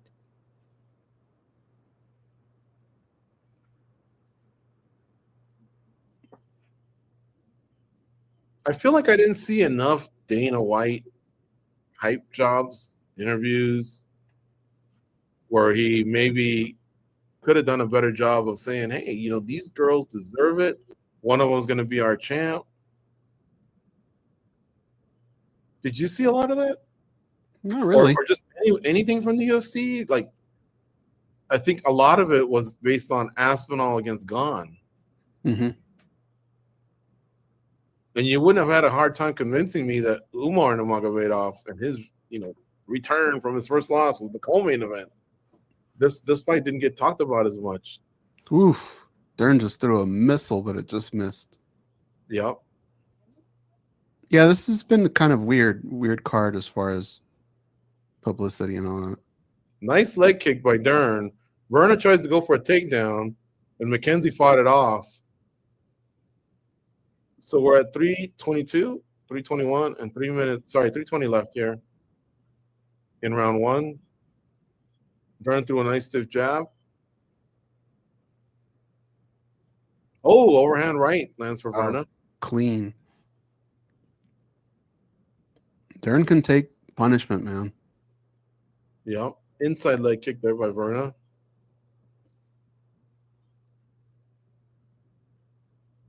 Virna goes for a takedown. And Mackenzie gets taken down. She was attacking the neck for a second, let it go. And now she's on her back. Let's see if Virna elects to stay there. Or maybe she gets up, but why would she do the whole takedown, right? Yeah. Mackenzie's grabbed a hold of Virna's wrist. He's grabbing the glove. Yeah, that's what the ref was telling her. He's talking to her right now. So Vern's trying to get up there. Jandiroba's standing over her. Dern's trying to grab a hold of an ankle. Dern very, very active from the bottom. Virna's still standing over her. I don't know. Virna, no, now she gets up. Virna now puts her back against the fence. Let's see if they go through the whole sequence of trying to get her down again. 2 minutes to win your bet. Oh, nice knee there by Dern. She's got advantage of Virna. Fuck it, against the fence. All right, now they're separated and they're in the center of the octagon. Well, if the fight don't hit the ground, my bet's gone. Overhand right lands for Dern. Stiff jab landed by Virna. 125 left in round one. Virna takes her down. Mackenzie grabs a hold of her body and her neck a little bit. But she lets that go. Guess she's not much of a front choke person. 108, 107 left here in round one. They're on the ground. Virna's on her knees. Vern's on her butt.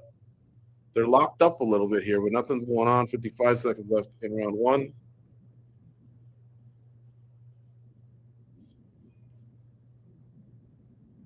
Dern throwing a couple punches from what looks like the bottom position.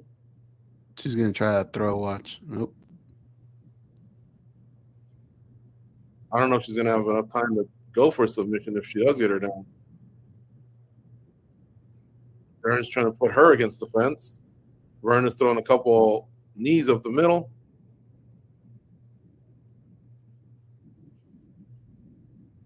Mackenzie with a nice knee up the middle.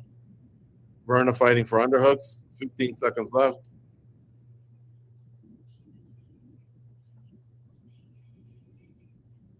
This is going to be a tough round to score, man. I think it's going to be a Dern round, but yeah, it's tough. They both have had some good moments. Like, Mackenzie stayed very active against the fence.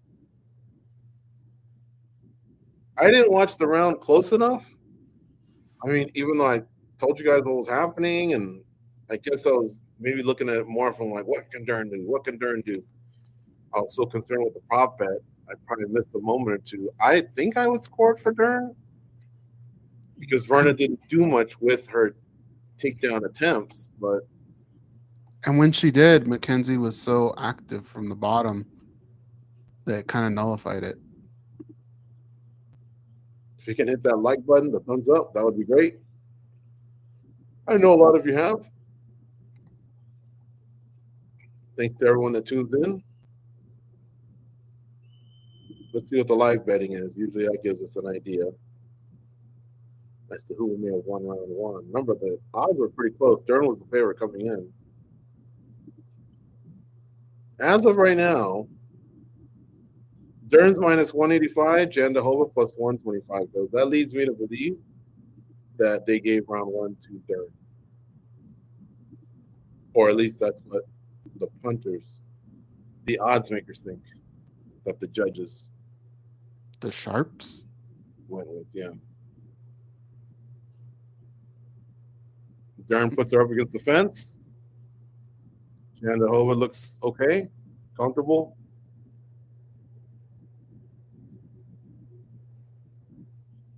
There's Mick Maynard, where it says 430, 429. That's the matchmaker, one of them.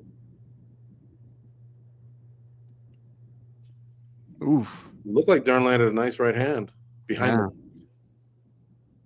Oh, great kick by Mackenzie Dern. Left side of Virna's body.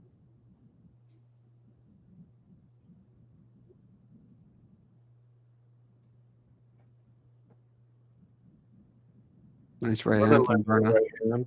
But there doesn't seem to be much on it. Yeah. Overhand lands for Virna. It was a wild windup, though, when she was throwing someone out from right field to third base.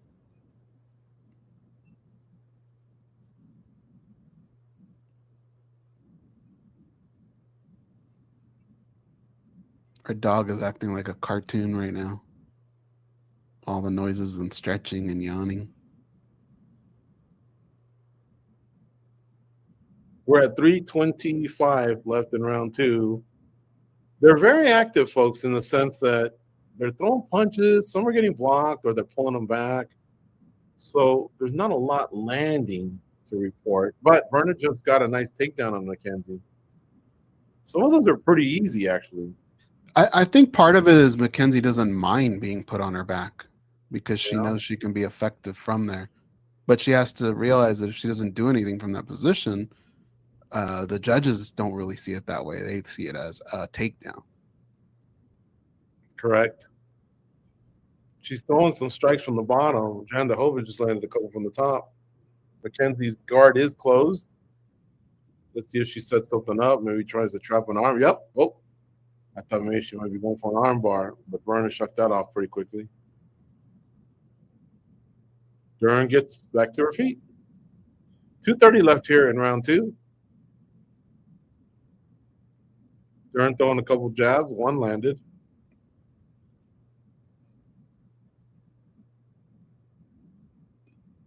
Virna kind of landing a couple punches. Sneaky ones. They just threw strikes and collided bodies. Neither one connected with the head. Oh, big right landed for Mackenzie. Something just flew. Was that a mouthpiece that literally flew out of the cage? I don't know. Or something from Mackenzie's hair, maybe it looked like. And Virna's going for takedown. Oh, Mackenzie there it is. Turns it around, throws her hip toss, but then Virna sweeps her, and now she's on top. Mackenzie at the bottom. She's in a half guard, but it almost looks like she's in a full guard, and Mackenzie's using that position to throw some elbows at Virna's head.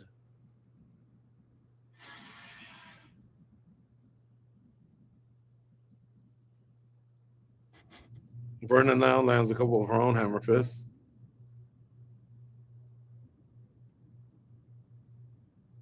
Dern lands one from the bottom.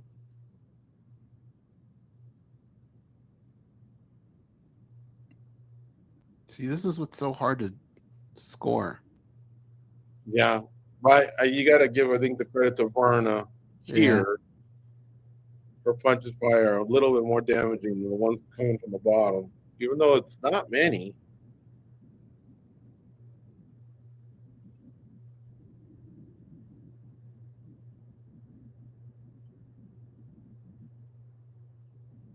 "35 seconds left here in round 2. Virna on top of Dern. Virna's in half guard still. Mackenzie feels comfortable on the bottom, just, I guess, wailing on her, but I don't know if the judges are going to see it that way.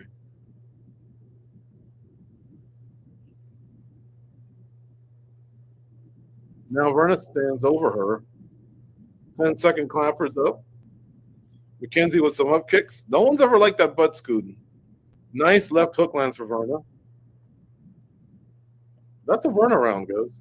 Yeah, Virna took some damage in that round, though, too. But I think I would lean that way. I think it's 1-1. Neither girl, though, is really... When you have a situation like this where two people are fighting for a vacant title, everybody just always remembers the person that was champion, right? That's kind of like what Volkanovski battles all the time. In this particular fight, I don't think either girl is making us forget about Zhang Weili. Man, that eye is really bad. Virna's right eye underneath, it's got a lot of swelling. Looks like a cut, right? Ooh. Yeah. I mean, this is after them working on it. That could be a factor if this goes 5 rounds. Yeah, well, Zhang Weili decided to move up, and I guess it's similar to a fighter that just elects to retire. Like when John Jones left 205, and all these other fighters that have held it, Hill, Prochaska, Teixeira, Orhea, like it's been fun. They've been passing the belt around, couple injuries, created vacancies. And every once in a while, someone will go, yeah, but I think if John was there, he'd still be champ. True, but he's not, and the sport kind of moves on. But I think that'll linger for a little while, especially if Zhang Weili loses.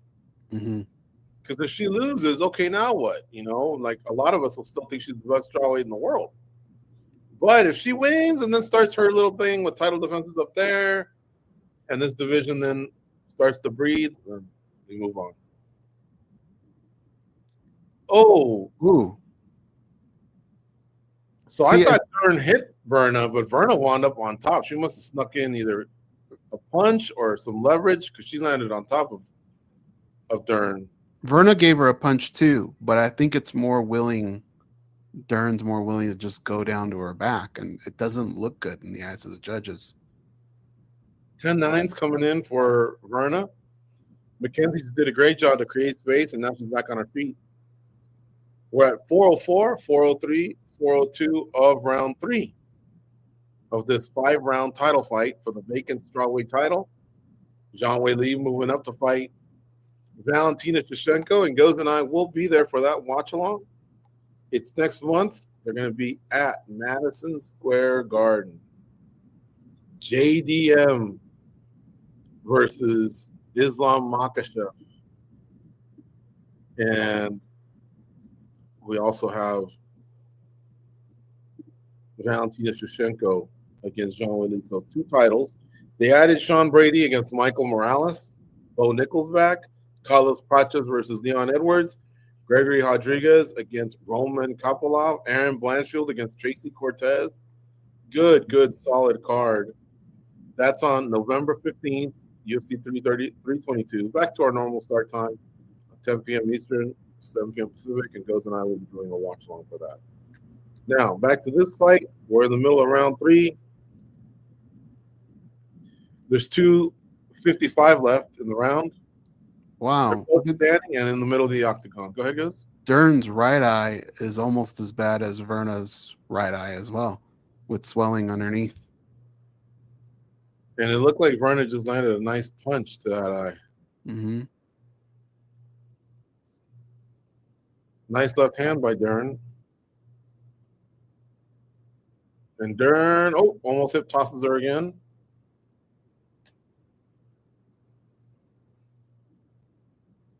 You know what secretly could happen, George? And correct me if I'm wrong.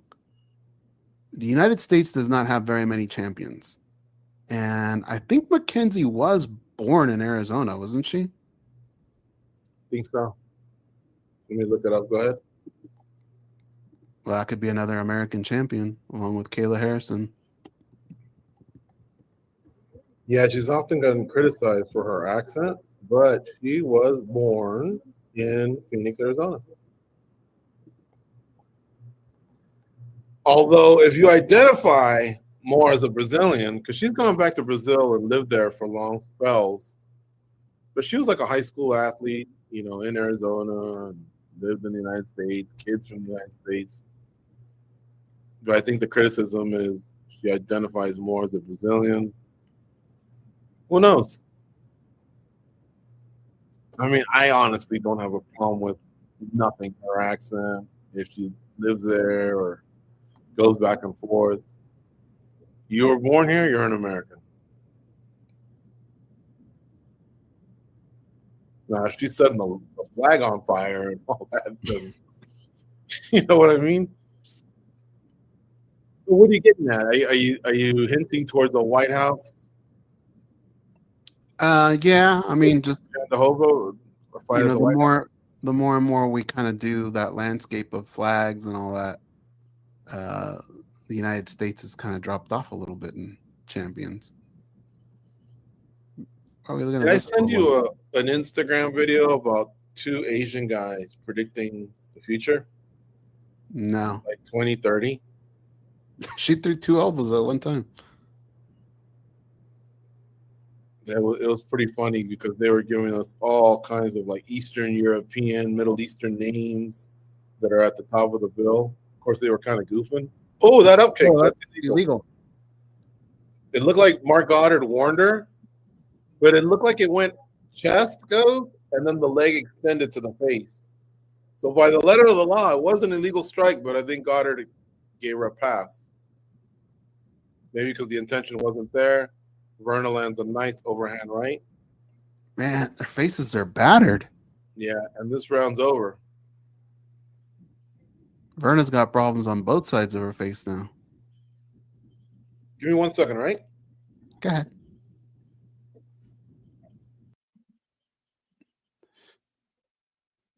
The corners are really getting on each girl here. Virna Jandiroba, under her right eye, has a lot of swelling that seems to concern her because she kind of pokes at it but now the left eye, a little bit under and a little bit over, is starting to swell up as well. We'll see what Mackenzie Dern looks like here when they go over to her corner. I feel like, in my eyes, Mackenzie Dern is the better fighter right now. But in the eyes of the judges, it's not looking that way. She's just too willing to be put on her back.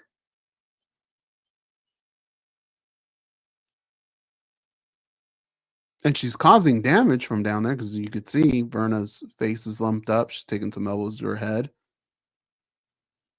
But we'll have to see how the judges see what Mackenzie Dern is doing and see if they're actually calling it. Round 4 about to begin. Here we go. Don't forget, every Monday, Goze and I, along with our junkie colleagues, we have a show called Spinning Back Click. We'll recap all the news from the past week, including the results from fight cards like this one, UFC 321, some of the fight bookings that took place this past week, and we'll also look forward to the next card, which I believe is David Onama versus Steve Garcia. It's a fight night here in Las Vegas. And back to the action here. This is round 4, the championship rounds. They both look like they're in great shape, Goze. Like, neither one's slowing down. Like, no one's like slow to get off the stool or anything. Like you said, some eyes are damaged, for sure. Nice right hand from Dern over the top. Virna's still moving around, really spry. Dern lands another kick, but Virna returns fire with a right hand of her own. Dern had a nice kick to the body, right in the liver, but didn't stop Virna. Virna just had like a nice little slap hook.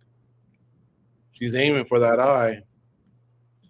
Jack Mack has 2-1 Dern. Aaron Bronstetter has 2-1 Dern, meaning 29-28 going into round 4. Pure Gold MMA, 2-1 Dern. These aren't official judges. These are notables, influencers, journalists. You agree, Goze? 2-1 Dern going into this round? I was saying in between the break, I think Dern is winning the fight, but I think in the eyes of the judges, it might be Virna.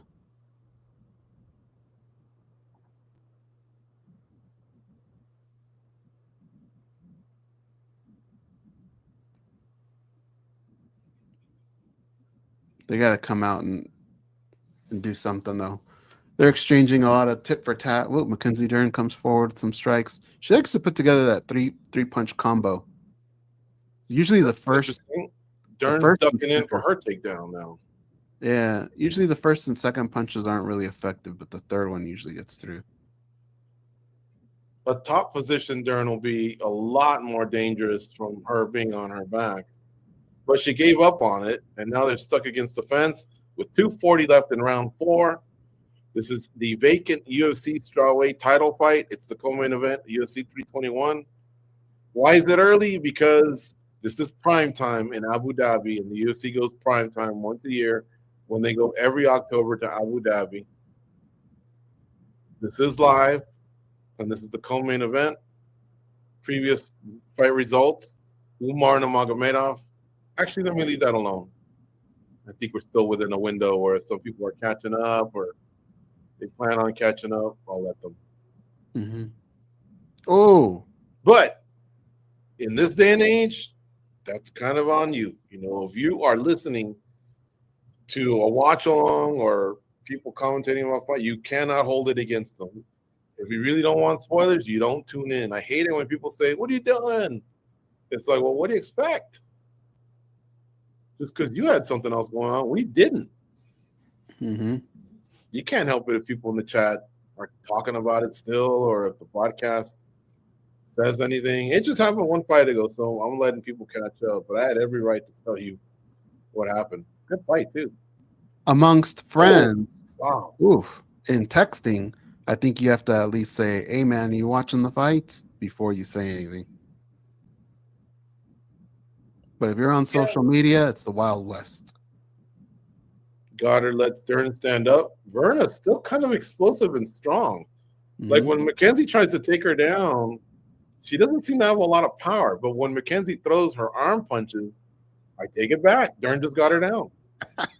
Whereas when Virna takes her down, she seems like she's got like a lot more power. Okay, now Mackenzie's on top. But there's only 50 seconds left here in this round.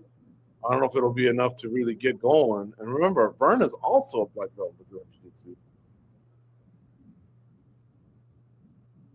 Now let's see if Mackenzie can threaten in a way where she solidifies the round and possibly has a 3-0 lead going into round 5. If these judges' scorecards are right, meaning the media. Mm-hmm. Plus, guess what? You're not getting hit in the eye, right? Both of those eyes are. I don't know if you just took a look, but Mackenzie's eye is really starting to close.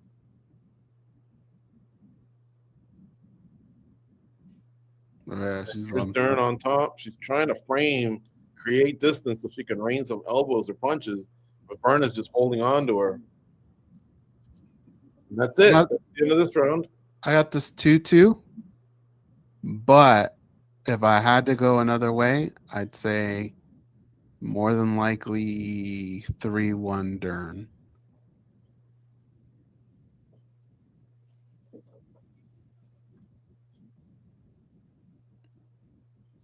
It's a good fight, though. I wasn't even looking at the screen. I didn't realize he was gone. We get to see both girls in the corner now. Both corners hyping them up as much as they can.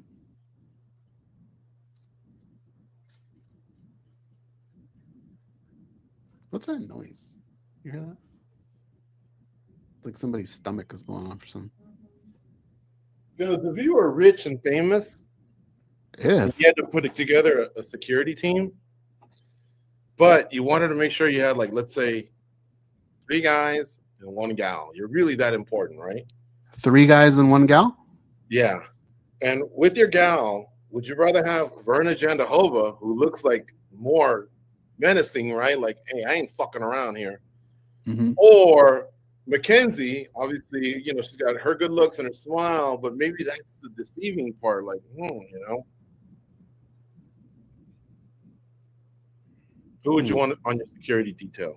Probably Mackenzie, because I feel like she can throw down a little bit more. Mm-hmm. Get the job done right away. Oh, big right hand lands for Mackenzie Dern. But if it's anyone, give me Chris Cyborg. Yeah, you ain't lying. Although Valentina looks like she can hold her own too with the guns. Yeah, that's true. She'll just pistol whip you and tell you want more. Goze and I saw her take a gun apart and put it back together. Like, it felt like 13 seconds. Yeah. And the military people were standing there going, all right, let's see what this cutie has. And boom, boom, boom, boom, boom, it was done.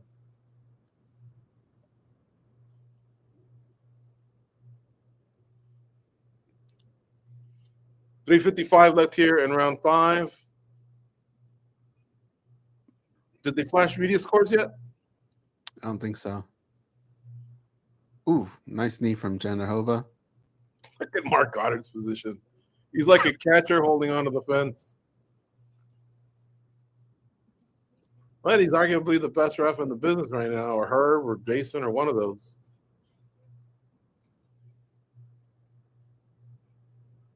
They're up against the fence. Virna's pushing Mackenzie up against the fence. If this is 2-2, I think Mackenzie's winning because of that right hand, and she just landed a really nice knee right now. But grinding against the fence isn't going to win you around always when it's 2-2. I think you should be just throwing your best punches and your best kicks. Oh, what was that? Mackenzie threw a nice stiff jab, but Virna reacted in a way where she almost went down. She might have misstepped or something. I think Mackenzie and Virna should both be pumping jabs at their opposite eyes. Because their eyes are closing, and now Virna gets a takedown again, and yet Mackenzie's still comfortable on the bottom. DC says 3-1 Dern. Now let's see what Mackenzie's throwing some elbows from the bottom. She's definitely active.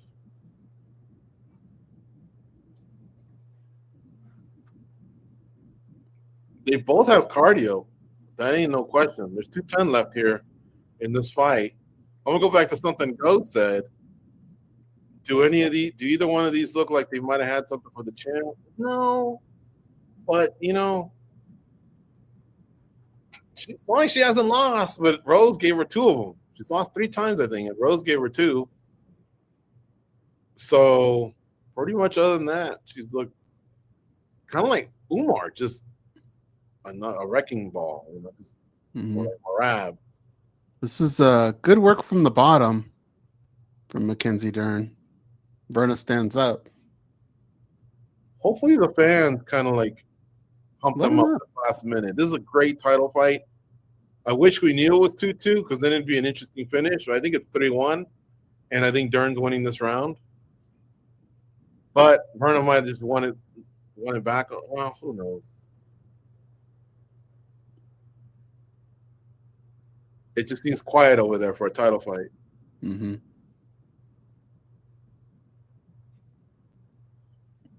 One minute left here in this championship fight. They're in the middle of the octagon. They're throwing punches. Virna just landed a nice right hand. It's pretty solid. Some blood now. The strike count is 28-18 Dern, 25-25 in round 2. Round 3 went 18-10 to Dern. Ooh, I missed round 4.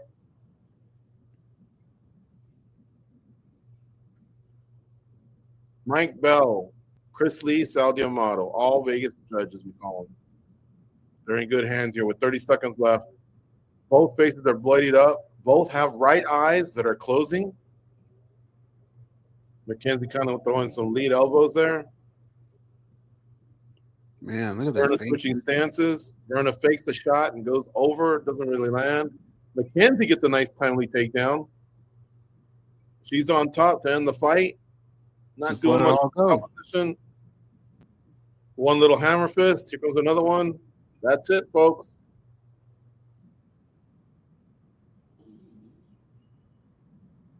Wow. I mean, it's hard fight to describe to you guys, but it was interesting. I wouldn't say it was the greatest fight, but Both ladies are on the shoulders of their coaches. This would be, let me see. Ciryl was with Penn. Perillo was with Luke. No. Was Perillo with Luke or was he with AKA at the time? Perillo was with Bisping. Perillo might have a third champ, Goze.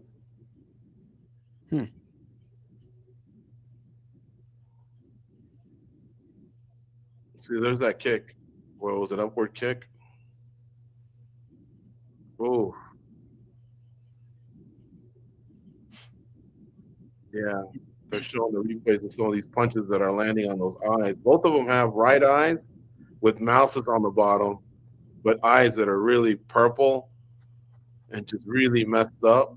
And they're just getting popped right in that eye. Look at that. That could have exploded her eye. that was right on Virna's eye, too. In fact, that made it worse. You could tell the result right there. Dern's kind of clumsy, but her punches are harder than they look. 85-63 Mackenzie Dern in distance strikes. Significant clinch strikes, 18-2 Dern. Significant ground strikes, 20-17 Virna. Takedowns landed, 2 of 8 for Dern, 9 of 17 for Virna. Here we go with the official decision. I expect 3-2 or 4-1 Mackenzie Dern.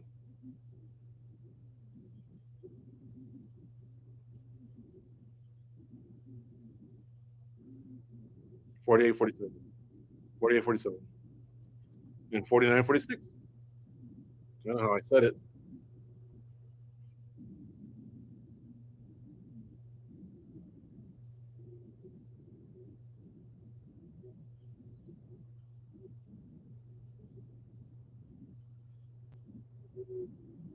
Mackenzie Dern.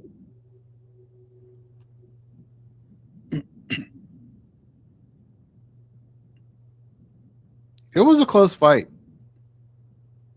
Mackenzie's breaking down, crying. What a moment. Since the age of 3, she's been training with the dad in Brazilian Jiu-Jitsu. He's a black belt under Rickson Gracie, the older brother of Royce Gracie. She told me Royce Gracie motivated her when she won UFC 1 Now, she wasn't old enough when Royce first won that. I think she was born 1 year later. But as a kid, she remembers hearing about Royce.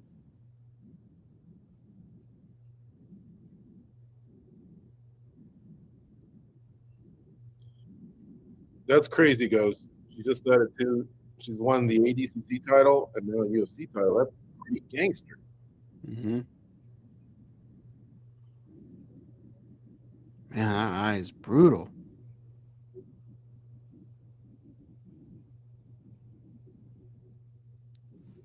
One more fight to go tonight, people. So what I was saying was, I think there's been 118 world champions. And now she joins that list. Goze and I saw her dad, Wellington Diaz, in a grappling tournament at the Hickson Racing Invitational. Goze, remember at UCLA in like in 1997? Yeah. He sat right behind us afterwards. I just thought that was a cool nickname, Megaton. Mm-hmm. Now, Virna was a little disappointed when they gave the scores, but I think when she looks at it, she'll accept that that's kind of how. I said 3-2 or 4-1, and that's exactly what we got was 2 3-2s and 1 4-1. She's got to be discouraged because, at this point, too, it's the second loss to Mackenzie Dern. So the road back, if there is one, is going to be really, really long. Well, there's her daughter.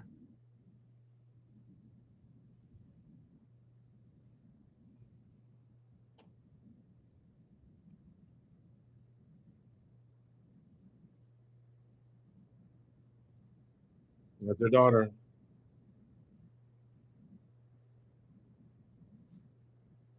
Wow, the daughter's old enough to witness this.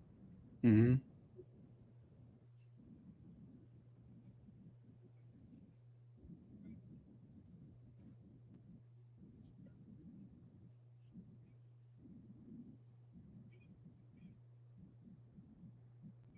Nice. Congrats to her, man. Long road, but she did it. I couldn't have been more off with my round 1 submission, though. It went all 5 rounds and not a submission in sight. I don't even think there was a submission attempt in sight. Mm-hmm.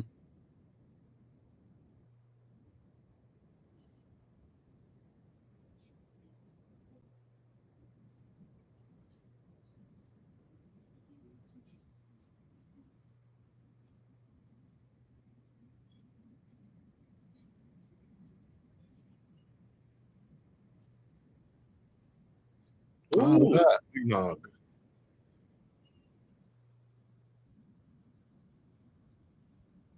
All right, main event time.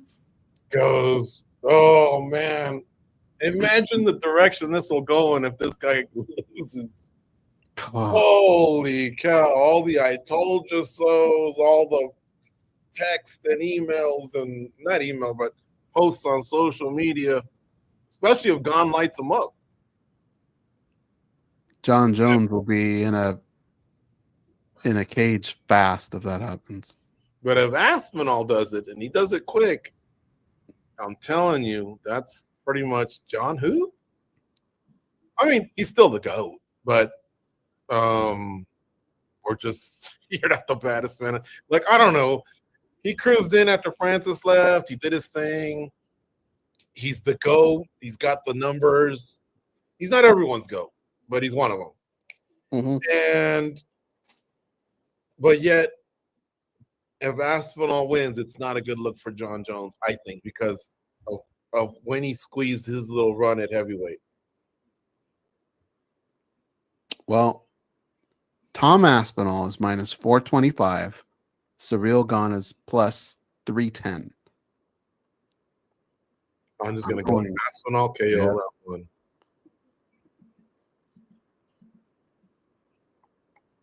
I think Aspinall understands what he needs to do as well.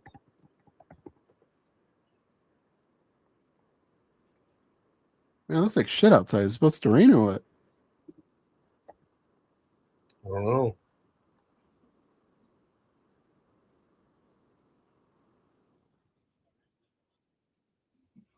I don't see that. I do see clouds though.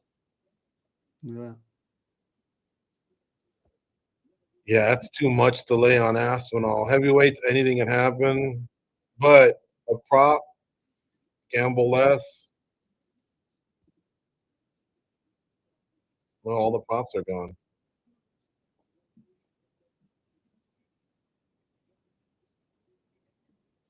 I'll be right back, right? Okay. Let's see what Aspinall to the under is. I parlay it.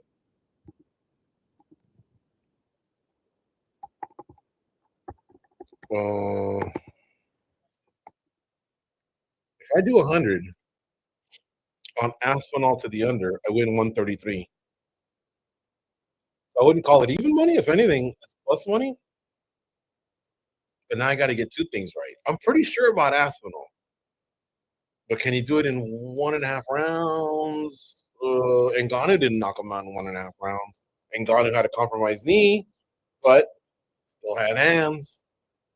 John Jones did get it done quickly. I don't know, man. I think Aspinall knows he's up against Gane and the shadow of Jones and maybe whatever shadows left of Francis and Gane. And he wants everyone to forget those two guys so that he can, say, I respectfully have now defended the undisputed title. He's got one interim title defense. Those guys are gone, and I just beat a guy that John Jones beat in round one. I finished him in round one. And a guy that Ngannou needed to go 5 rounds with, again, compromised knee and all, but he still did. That, I think, will help Tom say, I'm the guy. They're gone. I'm the guy. But we'll see, man. These fights are so unpredictable. I hate it when my friends go, what do you think? I'm like, oh. I hate that question. Listen, man. Bet every underdog. The best advice I can give you, because you only need 2 or 3 to hit, and at least you're at even. 4 or 5 hit, you make money. But then a couple favorites steamroll underdogs, and your buddies are like, that guy? So it's like, what do you want from me, man? You got fighters competing at 30%, 40%, 50%, a torn this, a broken that. You don't know all these things, and you don't know until they tell you. Well, it used to be years later. Now it's next week. But I don't know. All right, I am going to put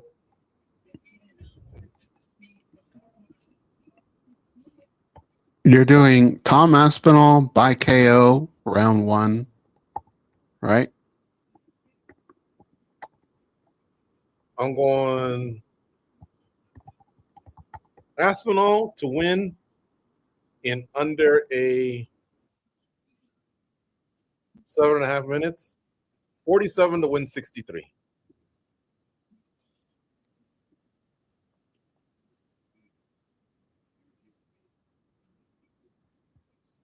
He's also got good jiu-jitsu too. Mm-hmm. But I think the KO will speak volumes.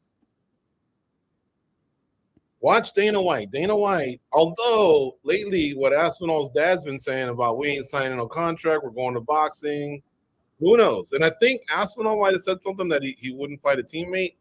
That don't sit well. Yeah, Dana didn't like that at all. Who did he say that about? I don't remember, but it was just like yesterday or the day before. Someone in the chat told me. I know he's been training with Bukauskas. Oh, Ante Dalia, maybe. Yeah, that's who it was. Okay, yeah. But Dalia's not near a title shot. Well, even more reason to not say it, right? Right. Why would you say it? I mean, what do you have to gain? I don't know. I wouldn't have. That's what I'm saying. Like, and even more reason that it's not like everybody's pressing him.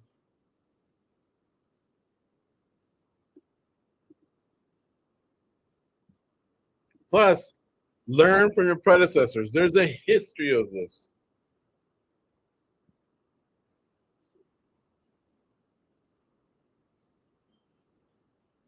Damn, look where Cyryl's from.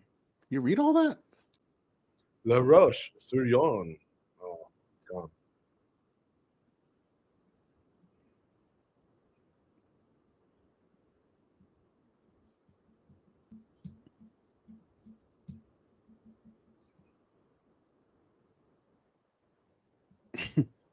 Yeah, this is his third chance at a title, man. Don't we almost seem like a cult at this point when just everybody's got their phone out like that? You know, there's been times lately where I might do it for a moment, like 15 seconds, but I'd rather take it in and watch it and try and remember it because my memory is just not as good. And I think a lot of it's because I'm in conversation or I'm recording or I ran to the back. I miss these things. And I'm like, wait a minute, I paid money for my ticket. Enjoy it, remember it, soak it up. Because guess what?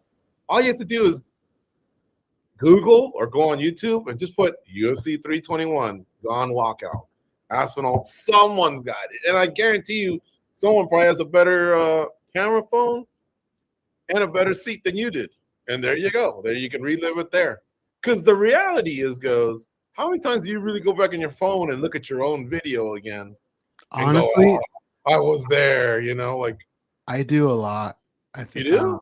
Yeah, but you know what I've been trying to do is I try and set it in a position where I'm not looking at the phone. I'm actually looking at what's going on, and I'm just hoping that the recording is decent, whatever I'm doing.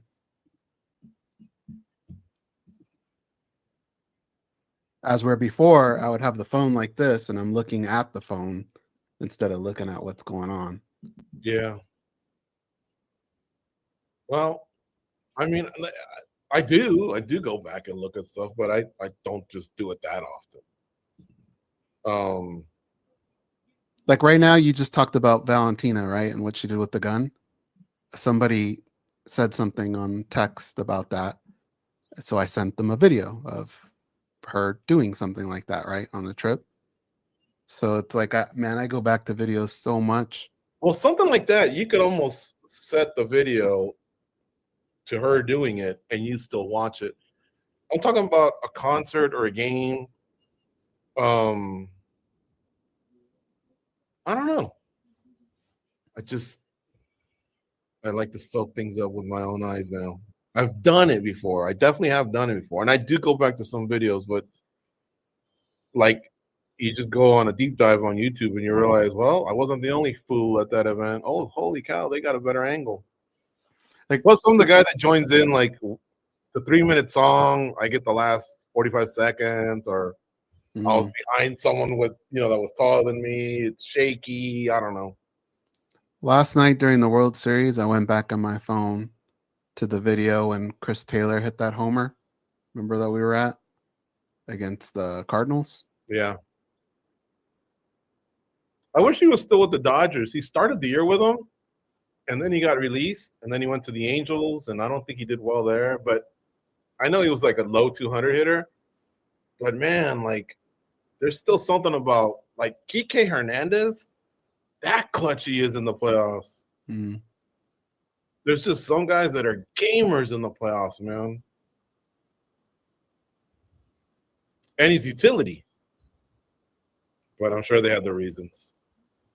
Okay, so, Tom Aspinall's walking out. He hasn't fought, folks, in 14 months, if I'm not mistaken.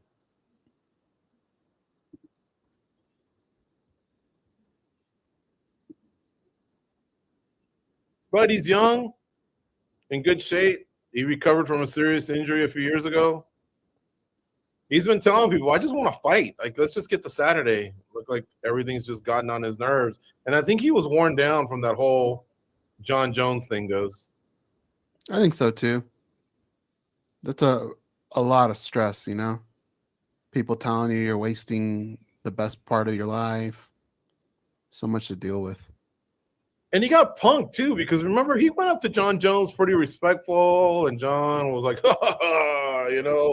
and no, we're not posing, or we're not doing this. We're not doing the stare down. I think they took a friendly picture, and, John always just kind of big brother them, like, who are you? What do I stand to gain? And this and that. And I think Tom was like, motherfucker, I've been pretty respectful. Take a look at my resume. I mean, I do these rankings. I could tell you right off the bat of our top 10 or 12, he's beaten 5 of them. And I think they were all in the first round. So it's not like, where he just came out of nowhere. He ain't Bo Nickel. He's Tom Aspinall. He's been lighting fools up. Good ones, too.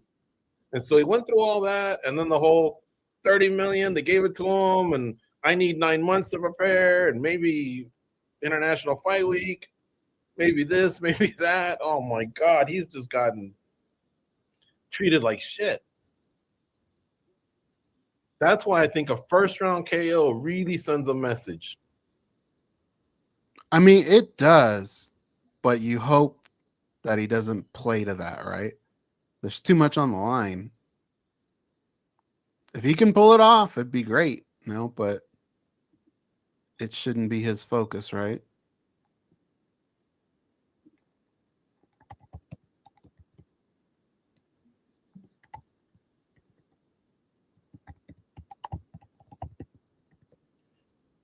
Folks, if you could hit that like button, that would be tremendous. It would help out our broadcast. Also, kindly consider subscribing to our fabulous YouTube channel. We have 424,000 subscribers. We want to get to 500,000. And it's free, and there's great content on there, including Spinning Back Click every Monday live, noon Eastern, 9 a.m. Pacific. Overreaction Time every Tuesday at noon Eastern, 9 a.m. Pacific. Tons of interviews that we've done. Myself and Goze, along with our colleagues, we cover it all. And preview shows. Fada Hanoun, Mike Bond did a preview show yesterday. Q&As from time to time. Gym invasions. Off-guard series. Old historical interviews from fighters who weren't much a long time ago, and now all of a sudden they're world champs. So there's lots there, and it's for free. All you have to do is hit subscribe. If you hit that bell, you'll know when we're live. And again, that thumbs up, that would be nice. If I do this, guys, will we get thumbs up on the video? We're not, so I guess we're good. Okay.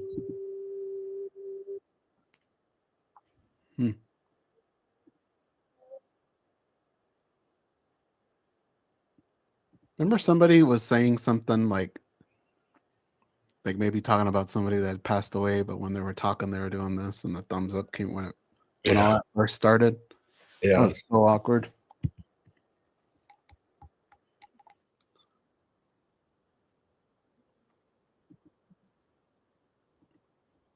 Guess what time it is right now, Goze, in Abu Dhabi?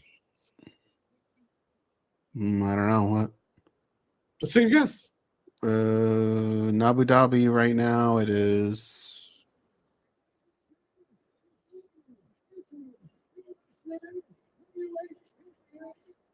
8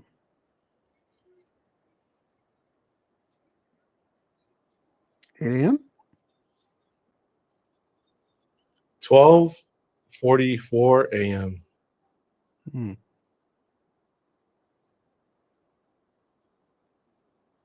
Our colleague Fada Hanoun's out there, so she's been posting a lot of videos. She caught up with Imavov lately, Nasruddin Imavov, I believe, but Jean Silva. There was a few others.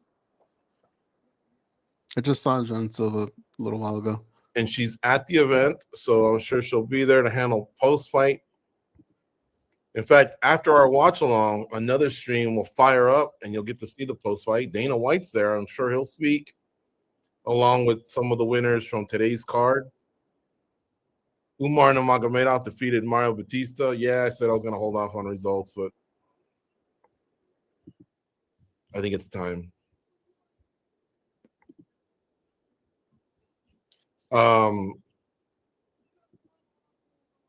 We also had Alexander Volkov defeated Jailton Almeida.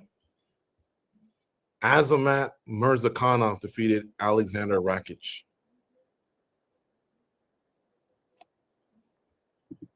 All right, the main event's about to start. Don't blink, folks. Gane hits hard too. I don't know that he has the speed to keep Tom at distance. And Tom's hand speed is very, very impressive for a big guy. Yeah, he's going to get inside quick. Touch gloves. On the southpaw. And Tom Aspinall already throwing that right hand. Looking pretty smooth with two. He's already thrown a body kick. Gane with a linear kick to the knee. Tom Aspinall firing away. Backs up Ciryl Gane. We're just less than 20 seconds in, and these guys are firing. Oh, nice little forearm lands for Gane, or maybe you got a piece of that of the fist in. Tom Aspinall jumping, light on his feet, kick to the body, swinging away, misses with a hook. He can't chase him. Can't chase him like that. Gane will land that straight left hand. Yeah, and Tom I just noticed that chin's out there a little bit. He doesn't really. Yeah. But he's aggressive, man. For someone that's been out for 14 months, he's trying to shake off any cobwebs that there might be. Ciryl Gane kind of measuring him with the linear kick. He's feinting a jab. He just threw a nice punch to the body. Aspinall went for like a single. Gane fights it off. He looks really, really light on his feet. He came in at 247. Aspinall at 255. Unlike when John Jones took him down, he was an easy target for the takedown. Aspinall threw a head kick, and they got blocked by Gane. We're at 338, 337, 336, and 335 of round one. Jason Herzog's the third man in the octagon. Goze, what have you seen so far? I was just about to say, this is all like a blur to me, but I'm seeing things that Ciryl Gane can do to win this fight. And honestly, I think Aspinall was just eager to beat John Jones in the beginning of that fight. I think so too. I think he was a little reckless. Ciryl Gane landed a nice jab. Aspinall with a couple nice kicks. Uh-oh. It looked like Ciryl Gane went in for something and then kind of stumbled. So we thought maybe he got clipped by a little hook, but he didn't. I think Tom should go back to them kicks. That spinning back kick by Aspinall was a little slow. It certainly wasn't like the one Jones threw on Stipe. A nice inside kick there by Gane. We're at 250 here of round one. Doesn't have to happen in the first round, but if it does, it'd be nice. KO is certainly just carries more weight than the submissions, so he could still get away with an early KO in round two if he were to do that. You know, Jones has something in drafts already, though, on X, right, Goze? For sure, he's got something. Both guys just landed nice punches. And for sure, he didn't run it by anyone. They said, hey, why don't we take a look at that? Nah, I'm good.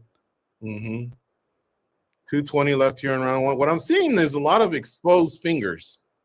I don't know if you've noticed that. Yeah. Hopefully there's not a knife poke. I shouldn't throw it into the universe, so I don't want to jinx these guys.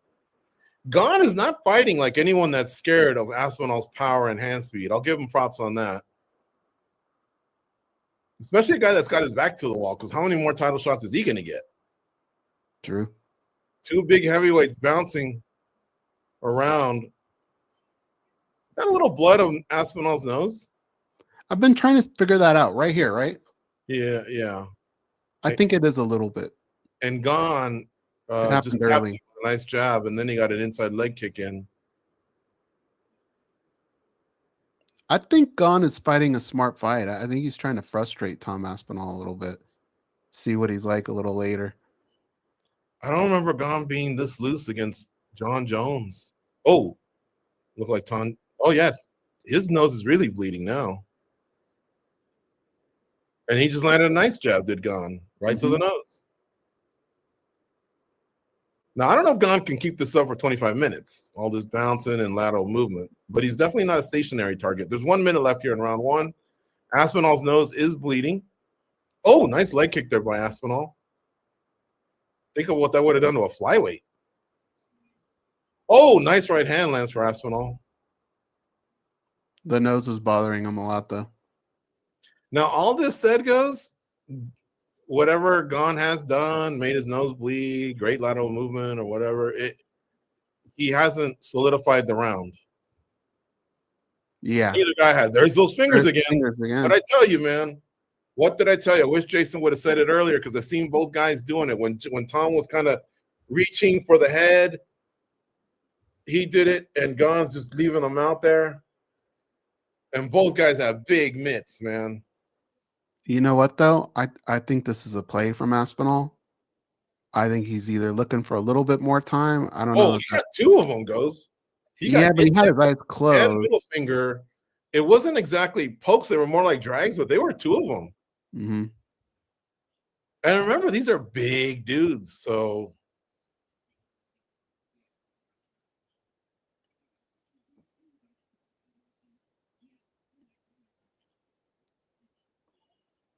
well, Doctors he can take indicate 5 that. minutes now if he wants. I don't think it'll be anything. I don't see Tom that worried. I don't think he's in the blurred vision stage or anything, but that was two fingers upon the replay. He's more concerned about his right eye. Now he's got to be real careful here. The whole I can't see. I would just tell the doctor, just give me some time. Just give me some time and let me know when I'm at the 5 minute mark. If in fact what you're looking for is to clear up your vision or whatever. Don't get into any examinations, holding up fingers. Just give me some time. Give me some water to clean out my eye. Give me the towel. Just give me some time. It would be an accidental eye poke, I think, Goze, because he wasn't admonished or nothing like that leading in. So he's throwing a kick, and he's preventing Aspinall from getting closer, and he leaves his hand out. But he really was throwing a kick, not a punch. It's two fingers in the eyes, but his eyes were closed when he did it. It doesn't mean that it doesn't, affect you. But it could have been way worse. I would probably give Gane a very stern warning, though, after that. Because it was really unnecessary.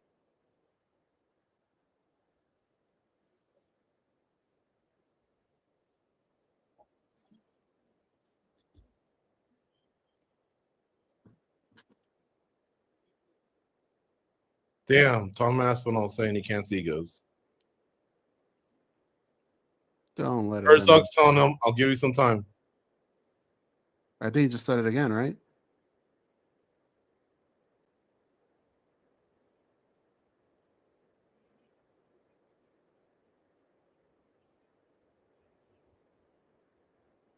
Says the globe he's not concerned with.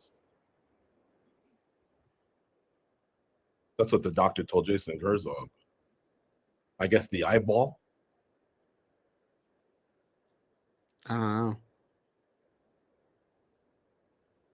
It didn't look serious, folks, when it happened. Like Goze said, his eye was closed, but it was two eyes. And it doesn't mean that a nail can't sneak in there or whatever. Mm-hmm. The pressure, the pressure of the finger going into the eyeball, regardless of it being closed, can still damage you.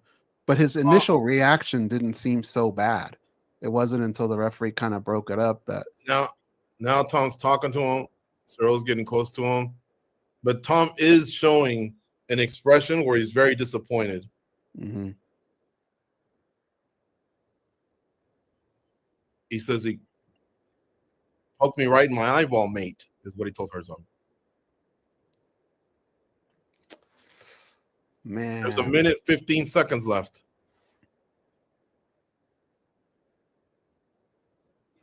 Laura Sanko says she's got a pit in her stomach right now.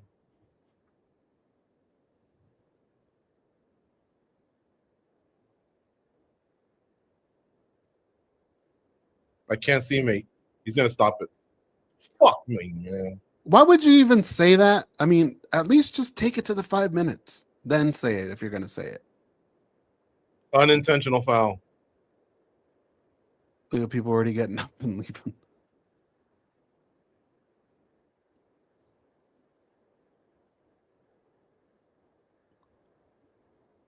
Ciryl doesn't even want to talk to Herzog. Herzog's trying to tell him it's an unintentional. It's going to be a no contest, and that'll be that.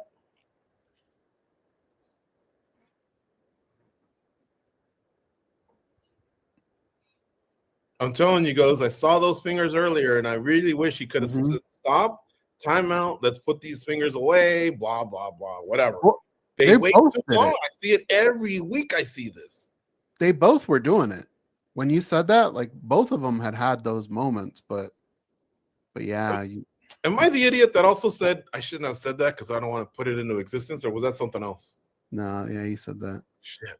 But when it happened, honestly, and I almost said it, you were talking, but I almost said, Don't worry, everybody. This doesn't seem like the type that would stop a fight. But yeah, here we are. Can you guys hit the like button if you think I'm a jackass for bringing it up to begin with? Let me see if I can flip it on you guys. No, listen, I saw it. It happens every week. And look, the referees go in the back. They give these guys the warnings of what they're looking for. And that's why we get sick and tired of when during the fight, 2-3 eye pokes later is when they finally get the firm warning. No, the warning was in the back. You already know the rules. And now if you see someone with their fingers hanging out a lot, well, then you got to stop the action when they're not mixing it up and just say, hey, listen, I don't like what I'm seeing. Because if I can spot it, like. Mm-hmm. Okay, Aspinall's still walking around with the towel on his eye, just in case anyone's wondering if he's messing about or whatever.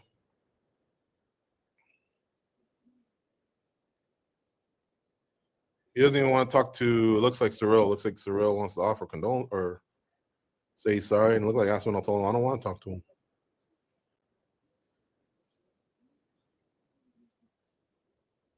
Is Tom one of the most snake-bitten fighters ever? Here we go. 4 minutes, 35 seconds. The fight stops in the first round. Herzog stopped it. Accidental foul. No contest. Okay, he fist bumps Aspinall. Aspinall does it. Let's hear what DC has to say.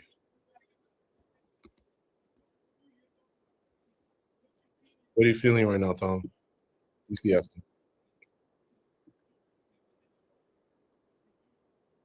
Tom Aspinall saying, I just got poked knuckle deep in my eye. What am I supposed to do about it? Why are you bullying me?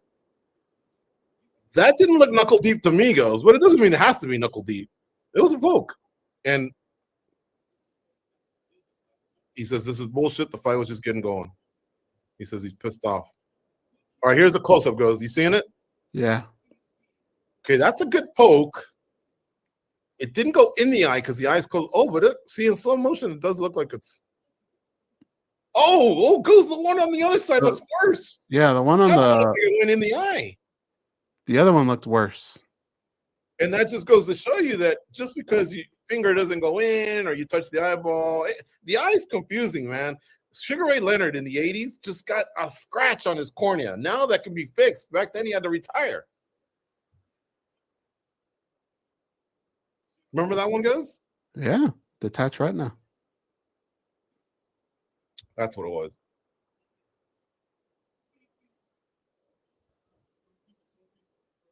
Ciryl Gane says he's sorry.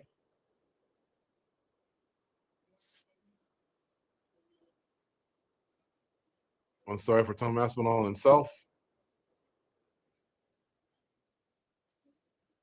He said he spent a lot of energy for this fight.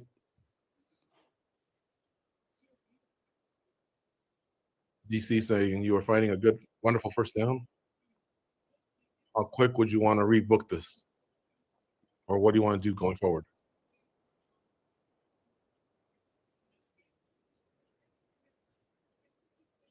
That lady's like, get this mic off me. Mm-hmm.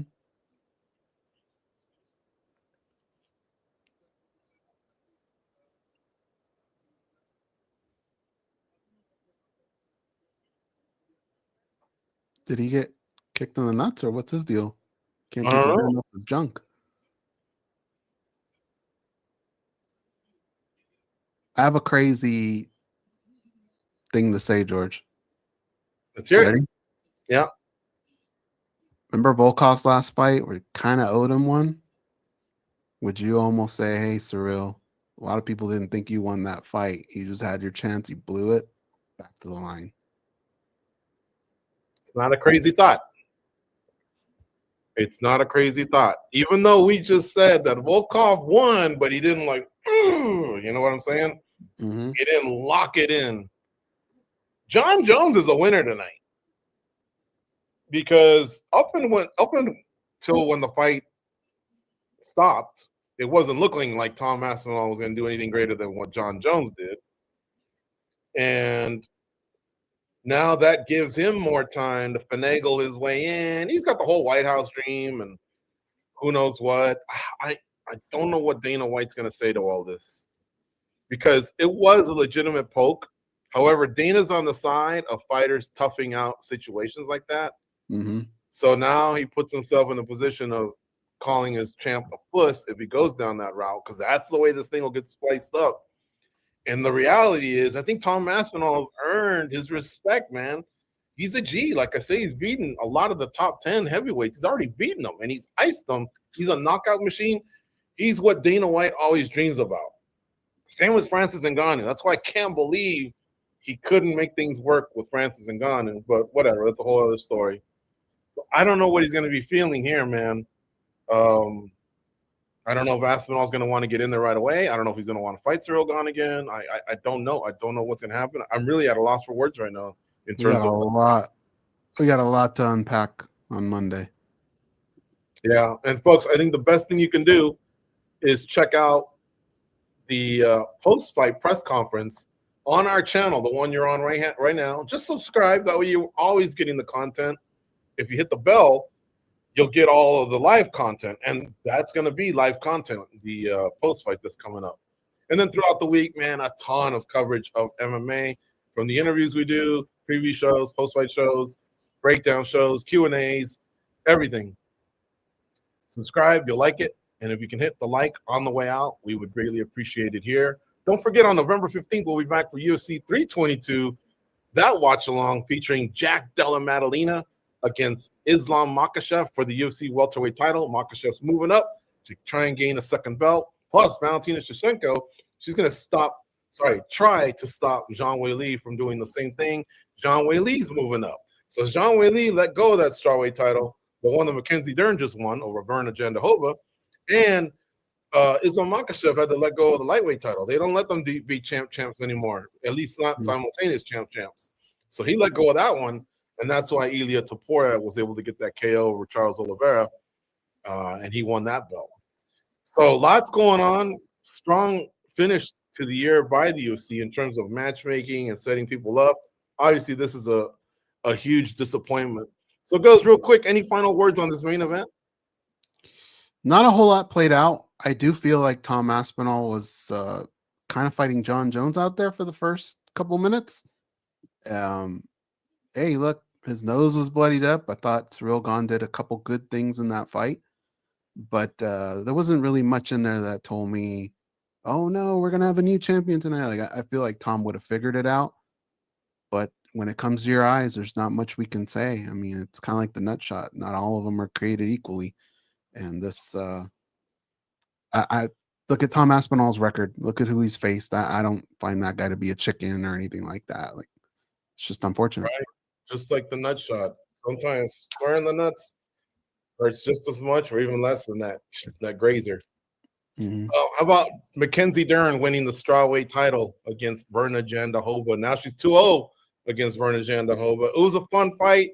It seemed like it was a little closer than some of these judges' scorecards, or I think it was only one that had 49-46. The other ones had 48-47. But what were your thoughts on that, and what do you think of Mackenzie Dern being the champ?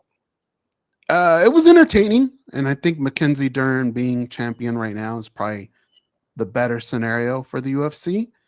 But I don't know, A, that she did something that made me forget about Zhang Weili, and B, something that said, not only is she champ, get used to it, everybody. She's going to be champ for a while. I don't know that I saw that. We talked a lot about Mario Bautista, so we gave him his flowers. But what about Umar Nurmagomedov? Did he earn his spot to fight the winner of Merab Dvalishvili and Petr Yan? And should he maybe be a backup or just wait his time and then figure out where he fits in? One loss already to the guy. I think you have to be a little bit more patient and make sure that when it's your opportunity, you're ready. So I probably wouldn't say do the whole be the backup, but I think he should be the next guy. I don't think he'll sit around and wait, though. Yeah. Merab fights frequently for sure. And we're not even saying he would be next, but I think he might be next. Now, for those of you that are wondering, remember, a lot of the Muslim fighters do not fight during Ramadan. And it's not just that time, it's the time leading up and then a few weeks afterwards. I know that Magomed Ankalaev did it recently when he beat Alex Pereira back in March. But if you're wondering, Ramadan in 2026, evening of February 17th, to Thursday, March 19th. So that would kind of rule out those 2 months of pay-per-views. And I don't think Merab would fight December and then January again. So if it was Merab or Petr Yan, I don't think you would see Umar again until at least April or May. Mm-hmm. Anyways, folks, all right, we want to thank you so much for joining us for our UFC 321 watch-along. We'll be back on November 15th at our normal start time, 8 p.m. Eastern, 5 p.m. Pacific. We'll do 4 prelim fights and then the main card, which is the pay-per-view. Again, Jack Della Maddalena and Islam Makhachev at the top of that bill. Thank you all for joining us today. And don't forget to subscribe to the channel, hit the like button on the way out, and check us out Monday for Spinning Back Click live every Monday, noon Eastern, 9 a.m. Pacific. I'm running out of things to say. Go Dodgers. Big win for Manchester United. Go 49ers. We're out of here. Be champions.